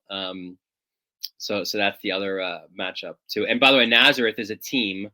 I don't know if you've ever dealt with this, John, before. I know I'm in stoppage time here, but they scored 2 points in the fourth quarter of their quarterfinal, and they won. Oh, wow. Okay. Only 2 points. Wow. And they won by 3. Far out. I have not. I've never seen a team score 2 points in the fourth quarter and win a game, but no doubt. I have not either. I've seen that kind of thing in overtime where there's no shot clock and you're kind of doing 4 corners to kill the time and try to drive and get a foul and get folks in foul trouble. Dylan, as always, my friend, great to have you on to break everything down in Major League Soccer. Enjoy your varsity medias, enjoy the OSDBs, and enjoy MLSsoccer.com and the matches this weekend and the CONCACAF Hemispheric Extravaganza again tonight. We'll catch up with you next week, my friend. All right, buddy. All right. That's Dylan Butler. Also, I just, as I'm about to take my leave, I do want to share this information from Ben Wright, though, in case you had any expectation about tomorrow night's game. Gary Smith says that Hadi Mukhtar has had a slower recovery than initially hoped, but has started fully training. Might be available tomorrow night. Sam Surridge will not be available. That bus, the bus will be parked. And in our the bus will be parked in this one, and so we will catch up with you hopefully tomorrow on a very stacked show, sir. That's the hope. Yes. All right. Jarrett's going to go and do real world things like where he's employed. Apparently, the Assembly Supporters Group, to our lead story this morning, talking about the supporter section, the seated supporter section at Geodis, where you can wear whatever jersey that you want. And I'm anticipating that when Messi and friends go to Geodis to take on Nashville, you're going to see a lot of pink. You're going to see a lot of Barca. You're going to see a lot of Messi in the building. And it might even be in the seated supporters section. So the Assembly, which is the Nashville Supporters Group, member of the Backline and ISC supporters. So the Assembly came out with a statement about 25 minutes ago. As many of you know, the prices for the upcoming Champions Cup match have been greatly inflated. I would say that's supply and demand, but that's just me. After learning ticket prices are set by the club and not CONCACAF, we're disappointed NSC had taken the route of greed over creating a great home atmosphere to help push the boys in gold to a victory. Many fans priced out of the Leagues Cup final last year. Chance for NSC to do the right thing. So the Assembly is hot about the ticket price, and paragraph 2 has to do with our lead story. We are now learning that NSC is selling tickets to away fans in the seated supporter section for this match and others going forward. This poses risk for fans in those sections, and this is very irresponsible for NSC to be doing this. So that is the Assembly's point of view heading into this particular match. So you got that this morning going on in Nashville. Now, let's get back into what we were discussing with Carlo Ancelotti and all the news of the morning. We've got Jude Bellingham. We've got Carlo Ancelotti. We've got news. We got stuff. And we'll try to be out of here. Sam Kerr, yes, that is definitely a part of it as well.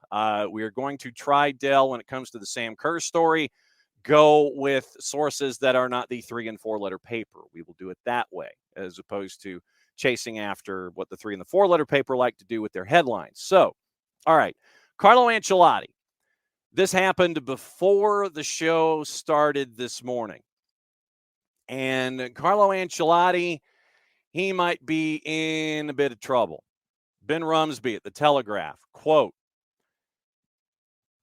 Carlo Ancelotti's become the latest football icon to be accused of tax fraud, for which he could face almost 5 years in prison if convicted. Spanish prosecutors announced this morning they're pursuing him for allegedly defrauding the tax man. And what is it that we always say about the tax man? Defrauding the tax man of €1 million. €1 million. An offense punishable with jail time of 4 years and 9 months. Accused of using shell companies to hide parts of his income during his first stint at the club a decade ago. Like I said, what do we always say about the tax man? The tax man is undefeated.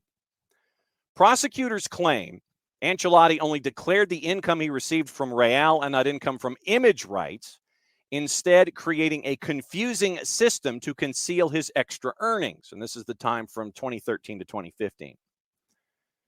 Recent years have seen a crackdown in Spain on tax fraud by top football figures. You remember Jose Mourinho. He got a 1-year suspended sentence after pleading guilty in 2019.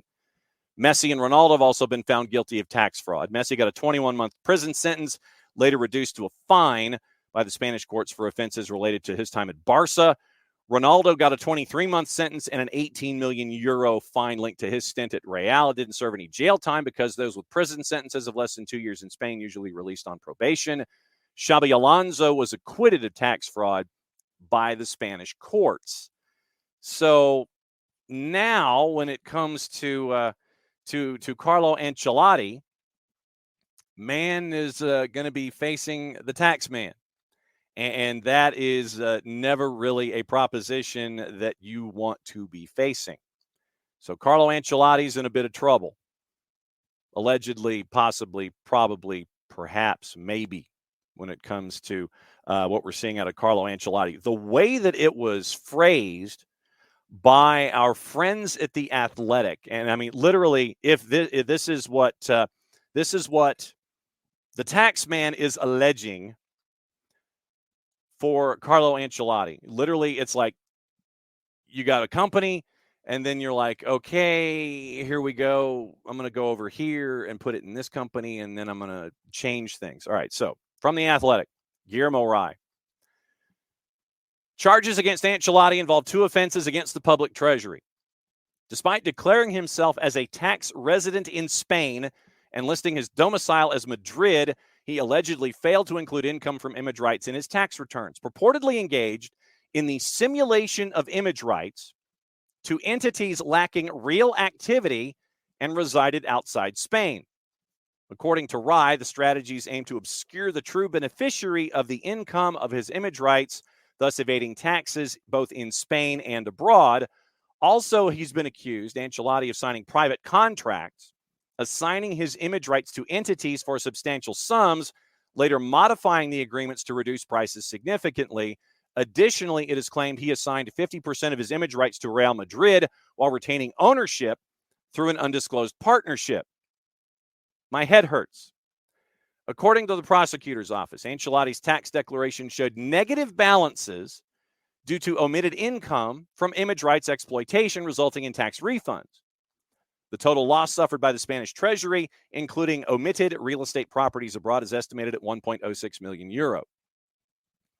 Papers filed by the prosecutor's office in 2020 claimed Ancelotti concealed revenues intending to avoid his tax duties toward the public treasury with no justification, end quote. Complaint stated in July of 2013, he allegedly sold his image rights for 10 years to an entity called Vapia Limited at a purchase price of 25 million euro. A day later, Vapia Limited is said to have appointed the Italian as a proxy, quote, granting him the maximum powers of action to manage the image rights in exchange for the amount of €1, end quote. So that's what Ancelotti's up to right now. It is sliding and shaving and allegedly trying to send things one way and not reporting. Here comes the Spanish tax man. So you got that you're looking at. All right, Sam Kerr. We're going there. We're going to the Guardian. Jack Snape. Lawyers for Sam Kerr will attempt to have a criminal charge of racially aggravated harassment thrown out in a UK court hearing in April. Kerr appeared in a Kingston Crown Court on Monday accused of using insulting, threatening, or abusive words that caused alarm or distress to a police officer in January 2023. 4-day trial currently scheduled for February of 25. However, Kerr may not have to face trial if her lawyers are successful in having the charge downgraded or dismissed. Monday, she entered a not guilty plea. Documents filed by Kerr's legal team show they will argue an abuse of process by Crown prosecutors, according to multiple media reports. Arguments will be heard in a court hearing set for the 26th of April. The allegation relates to an incident involving a police officer who was responding to a complaint involving a taxi fare on January 30th of last year. Metropolitan Police confirmed she was charged on the 21st of January this year, almost a year since the incident allegedly occurred. In the UK, harassment convictions can include a sentence of up to 2 years if the offense is racially aggravated. Kerr is yet to comment on the allegation, which Football Australia said it only learned of in the media Tuesday morning. Tony Gustafsson also told the media, the Matildas coach, he had no notice of Kerr's court appearance. Kerr's club Chelsea is yet to address the allegations. Kerr injured her knee in January and is expected to miss much of 2024. So that is the Sam Kerr discussion. And like I said, we were going through the Guardian and not the 3 and the 4 letter paper with all of the conversation that is engaged with what's going on in that particular case. Jude Bellingham also gets 2 games in a suspension for the discussion that Bart and Maddie and Jarrett had on Monday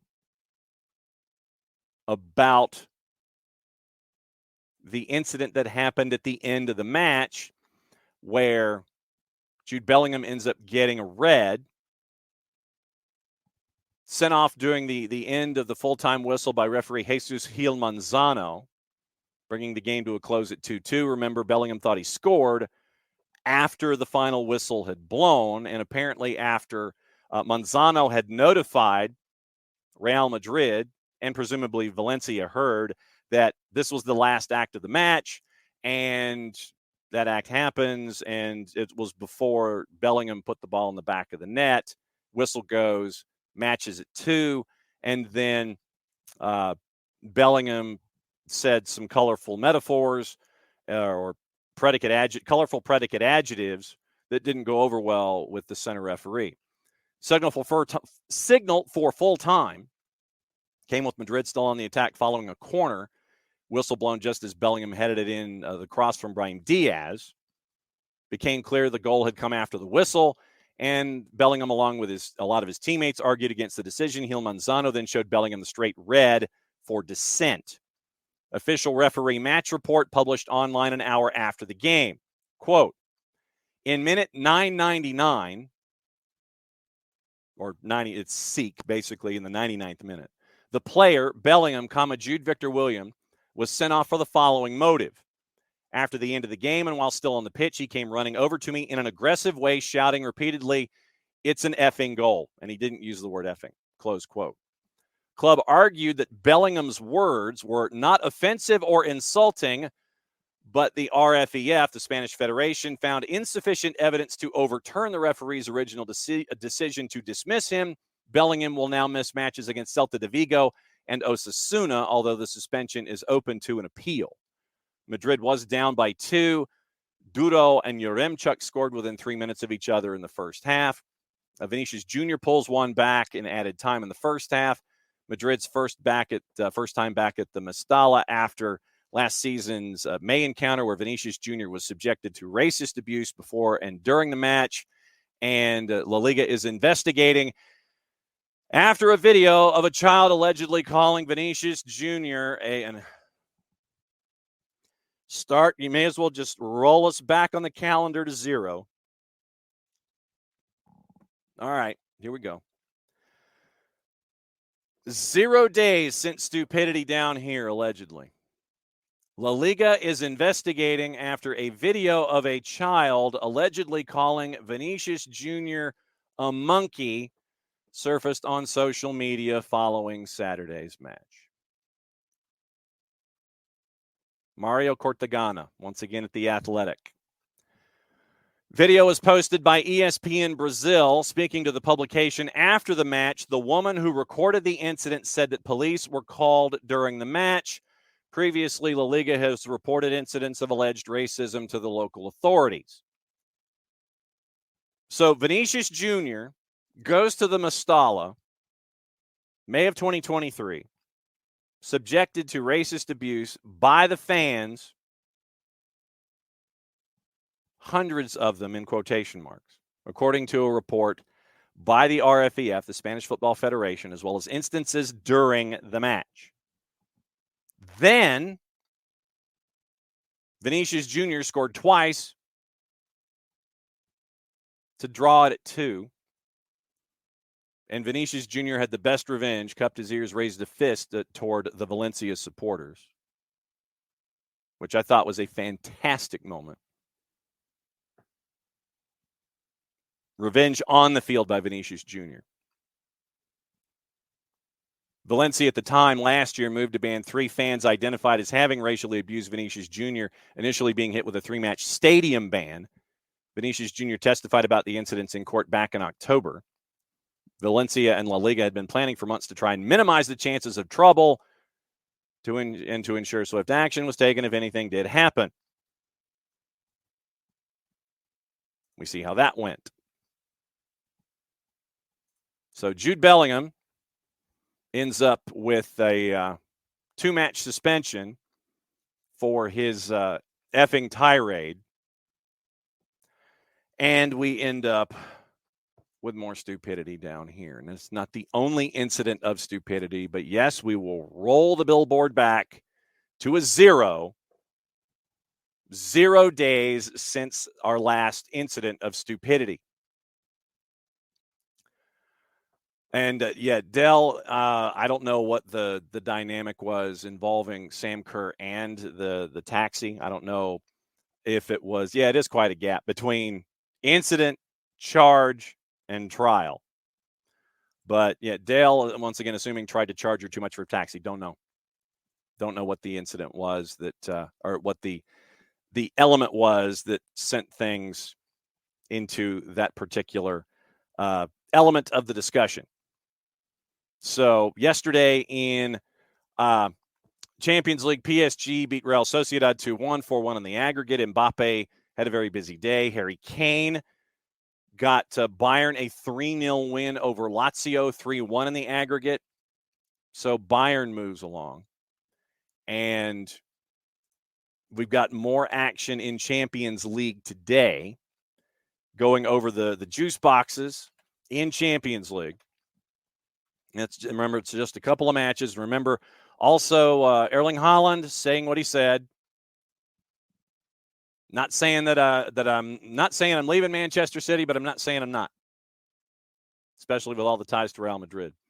Juice boxes today in Champions League. Both matches 3:00. Manchester City minus 714 in the composite against FC Copenhagen. FC Copenhagen to win the match, not reverse the goal deficit. To win the match today is almost a plus 1,800. And draw of the match today is a plus 860.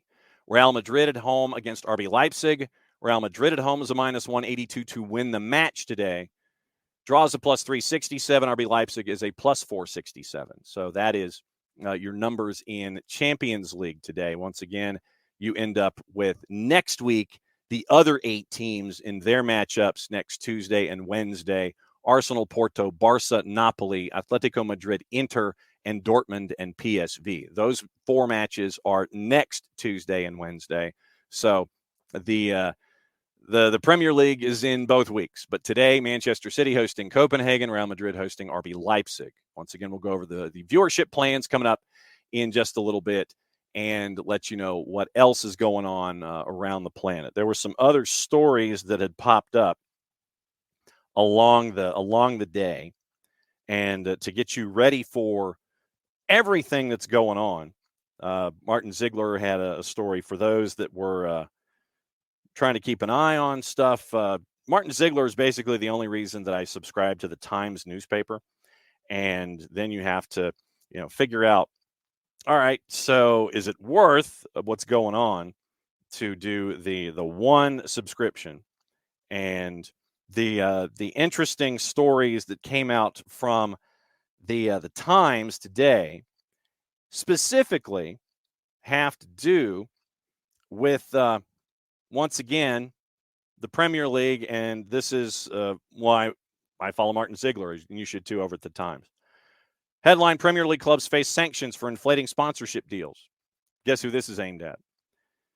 From Ziegler, Premier League clubs will face sanctions if they try to secure inflated sponsorship or transfer deals with companies, organizations, or other teams connected to their owners. New rules published in the Top Flight's handbook have revealed revised rules which caused a bitter split in the league last month.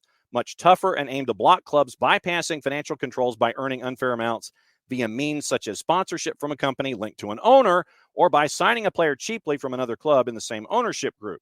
Premier League clubs can now be charged with a breach of the rules if they do not, quote, use all reasonable care, end quote, to ensure deals are of fair market value. Should rule breaches occur, there will be no fixed tariff or sanctions. All penalties will be available to an independent commission, depending on the severity of the offense. Detail of the new rules helps explain why some clubs were pushing strongly for them and why state-connected clubs such as Manchester City and Newcastle United or those in multi-club ownership models were so fiercely opposed. Burden of proof is now on clubs to show deals with associated companies or organizations are of fair market value, in quotation marks. The deals include sponsorship agreements with connected companies, put the onus on the clubs to ensure they don't try to push the limits of fairness on the deal. Clubs are now required to provide a declaration from a director of the associated party that they consider the deal to be a fair market value. So basically, here's a piece of paper. Yes, it's a fair market value. We agree with the club. Liverpool, Manchester United, Arsenal, and Spurs voted in favor, outstripped by Manchester City in terms of commercial income. And this was interesting from Ziegler. City sponsorship deals for 22-23 were worth 13.6 times more than they were at the time of the takeover in 2008, growing from 25 million 15 years ago to 341.4 million pounds now. During that same period of time, United's have gone up 4.7 to 302.9 million, Liverpool's 5 times to 272 million. So you have burden of proof, associated party transactions, and breaches of the rules are failure by a club to use all reasonable care, and Premier League can demand evidence to follow along, to sit there and say, yes, it is, no, it's not, and you go in front of a tribunal to sit there and go, yeah, it is, and then the other guys, well, no, it's not. And you get into these kind of arguments, and what do you want to bet? Things will get rubber stamped all the way through, and you'll have a lot of sound and fury signifying nothing, like our guy Bill Shakespeare has always been prone to say. So you got all that. All right, 8 minutes to go. Gossip, rumor, and innuendo. We'll go through all of that. We'll go through what to watch, and if there's anything else on your minds collectively, we'll talk about it on a Wall Pass Wednesday once again. It doesn't matter what's on the table. Wall Pass Wednesday, you bring your thoughts, I bring ours. Thanks once again to Tyler Pilgrim at Scarves and Spikes. Scarves and Spikes on the 280 character app. Great to have him on in hour number 1 on Wall Pass Wednesdays. Great to have Dylan Butler talking Major League Soccer on Wall Pass Wednesdays as well. Here's your gossip. Manchester United sent scouts to watch Bologna striker Joshua Zirkzee against Atalanta last week. Arsenal retain an interest in Zirkzee, who could cost 80 million euro. Manchester City set to beat Liverpool to the signing of Joshua Kimmich this summer. Liverpool interested in Wolves winger Pedro Neto, concerned about his injury record. Crystal Palace drawing up a list of center-back targets, with Mark Gahey expected to be sold for more than £15 million. Sporting Lisbon manager Ruben Amorim, Barcelona's top target to succeed Xavi at the end of the year, although Amorim is of interest to Liverpool. Bayern Munich interested in Bayer Leverkusen's wing-back Jeremy Frimpong, who's got a release clause between 40 and 45 million euro.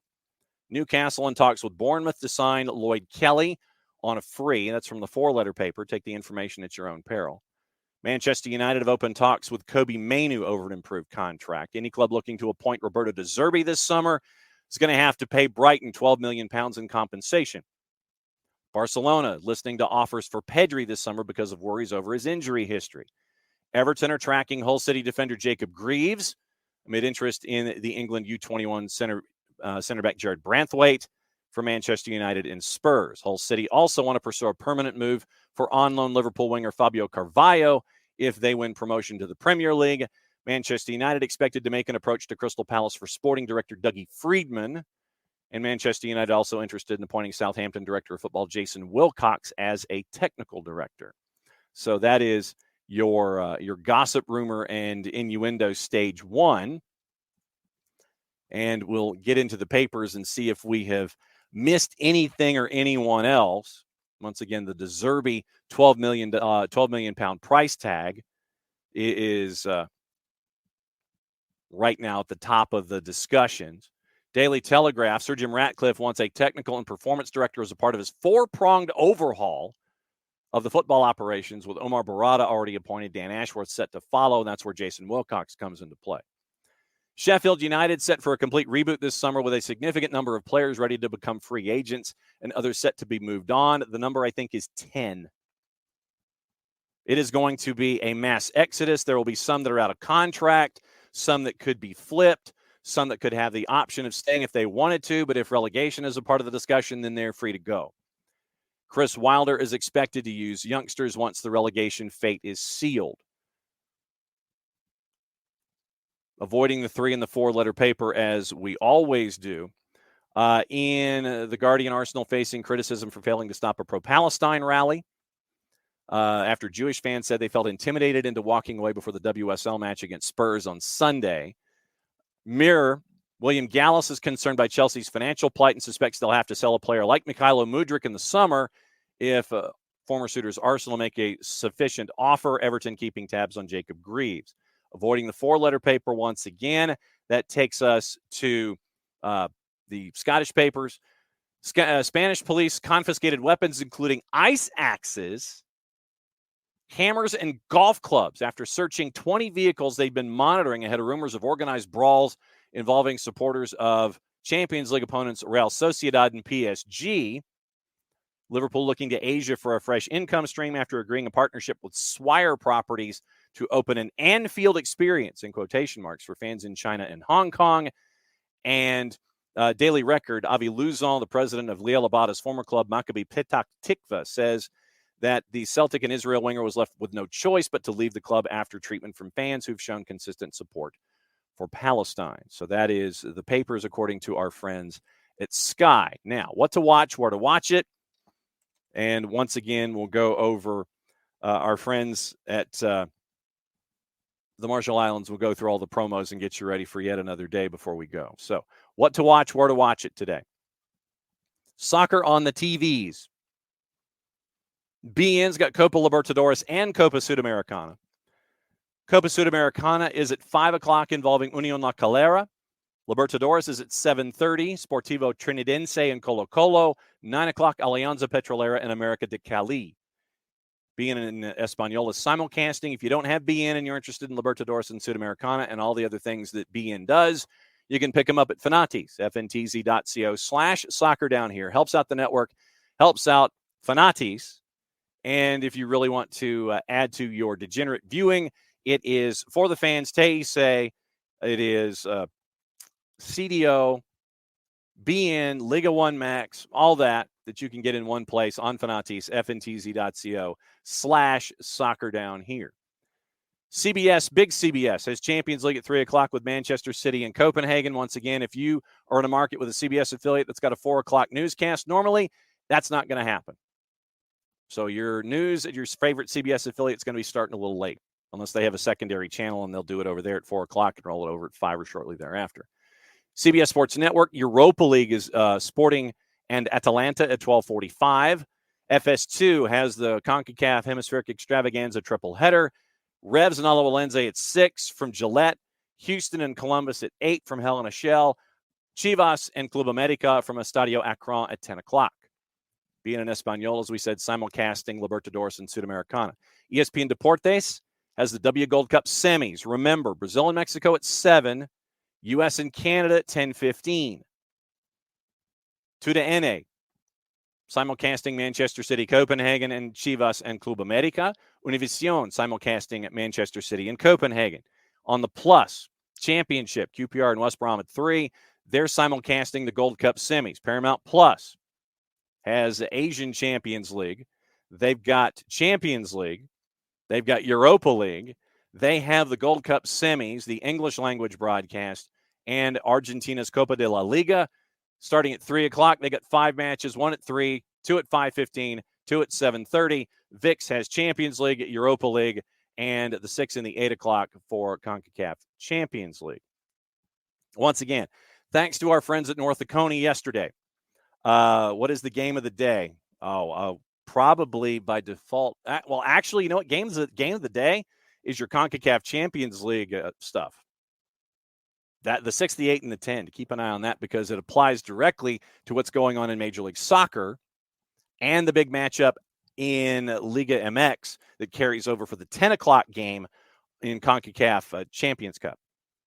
So I would go 6, 8, and 10 CONCACAF Champions Cup. The Hemispheric Extravaganza would be my matches of the day, Del, because you think that the lineups we went over the juice boxes kind of lopsided when it comes to Champions League. So I'll say CONCACAF Champions Cup, the 6, the 8, and the 10. Those to me are the matches of the day. Also, on the board, you're looking at a lot of different things going on. Follow the news of the day and keep an eye on what's going on in your favorite part of the world. Once again, thanks to our friends at North Oconee yesterday for North Oconee and for Johnson Gainesville. Thanks to the coaches for both the boys and the girls sides for helping us with great broadcasts on both and a monsoon at points. Soccerdownhere.mixlr.com is where you can grab all of our live games. Next one is tomorrow, the doubleheader with Clarkston and Druid Hills. Then Friday, Collins Hill and Mill Creek. Soccerdownhere.mixlr.com. You can listen to all of our high school content. All of our live content is on our Mixler channels all season long. But the high school content, doubleheader Thursday, doubleheader Friday, and then there's something called Atlanta United on Saturday night as they go up against New England Revolution. Once again, let's go through the housekeeping of the day. Stacked day tomorrow. Bart's going to come on cranky at the top of the show to talk about what happened in the semifinal with the U.S. and Canada. Jason will be joining us from practice, or just before practice, for Atlanta United as they get ready for the Revs at 9:30 in the 9:30 half hour. 10 o'clock, Kaylor Hodges from the USL show. He and his merry band of renown will be in to discuss the beginning of the season in USL Championship, USL League One, and that will start their monthly appearances. 10:30, Nika Moreno will discuss what's going on the West Coast from the Pacific perspective, De La Vega, Schmetzer, all those kinds of things. Now, once again, before we go, here is our friends at Kickoff Coffee and kickoffcoffeeco.com. There's your QR code for those of you who are watching on the 280-character app, on our YouTube channel, or on Twitch. There's your QR code. Click on that QR code. Get you to Kickoff Coffee and kickoffcoffeeco.com. Don't forget to use the code SoccerDownHere15. You get your purchase 15% off. They, in turn, take 10%, reinvest it into the Youth Game Youth Initiative stuff that they have earmarked. Very, very cool things from our friends at Kickoff Coffee and kickoffcoffeeco.com. Hot change. There's your scarf. That's the scarf to help out our friends at the Marshall Islands. Marshall Islands Soccer Federation raising funds so they can grow the final nation on this planet to have a national soccer team. They were in Northwest Arkansas last week. They're building the futsal program, becoming acquainted with the Marshallese that are here in the United States so they can build the programs, both futsal and football. Looking to come back in the fall. And this is the scarf that we have put together that they have endorsed to help out our friends at the Marshall Islands. 32. And if you are local here in the SDH footprint, $32, and the Abstermobile will deliver it to you.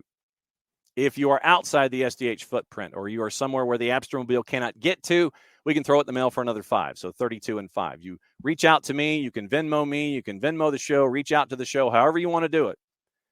That helps out the Marshall Islands as they build a program from scratch. And we are going to continue to follow this story and be a part of the story and continue to watch the build because it is more than just about soccer and building a national soccer program. So we're going to keep an eye on it. This is how we are helping from ground zero, from the absolute beginnings of the Marshall Islands Soccer Federation. That's the scarf. You can pick that up here or go to the Marshall Islands Soccer Federation website, and you can order it there as well. Once again, $32. If you're local, Abby will deliver it to you. If you're not local, we can throw it in the mail for an additional $5. Reach out to me on social media. Email me, email the show, however you want to do it, and you can help out the Marshall Islands. So, busy day across the board. Folks in trouble with John Law, and that's never a good thing. Folks in trouble with the tax man, and the tax man is undefeated. So we'll keep an eye on all that stuff. Champions League, Europa League, that's starting to roll. More Europa and Europa Conference League tomorrow. Stacked show tomorrow. Busy show Friday to get you ready for what's going on as Major League Soccer gets back in here in the Southeast footprint with Atlanta United and the Revs. We'll be back at it again 9:05 tomorrow morning. Once again, thanks to Tyler Pilgrim, thanks to Dylan Butler, and thanks to all of you for hanging out with us here on SDH. Back at it again in a little under 22 hours. Mucha plati, I'll play it safe, and since it's the end of the show, that means I get to do this. back at it again. 9:05, talking U.S. Women's National Team, the W Gold Cup, with Bart Keeler in the Soccer for US POD first thing tomorrow morning. See you then. Play it safe. And we'll be back at it tomorrow. Stay dry, stay safe. See you Thursday.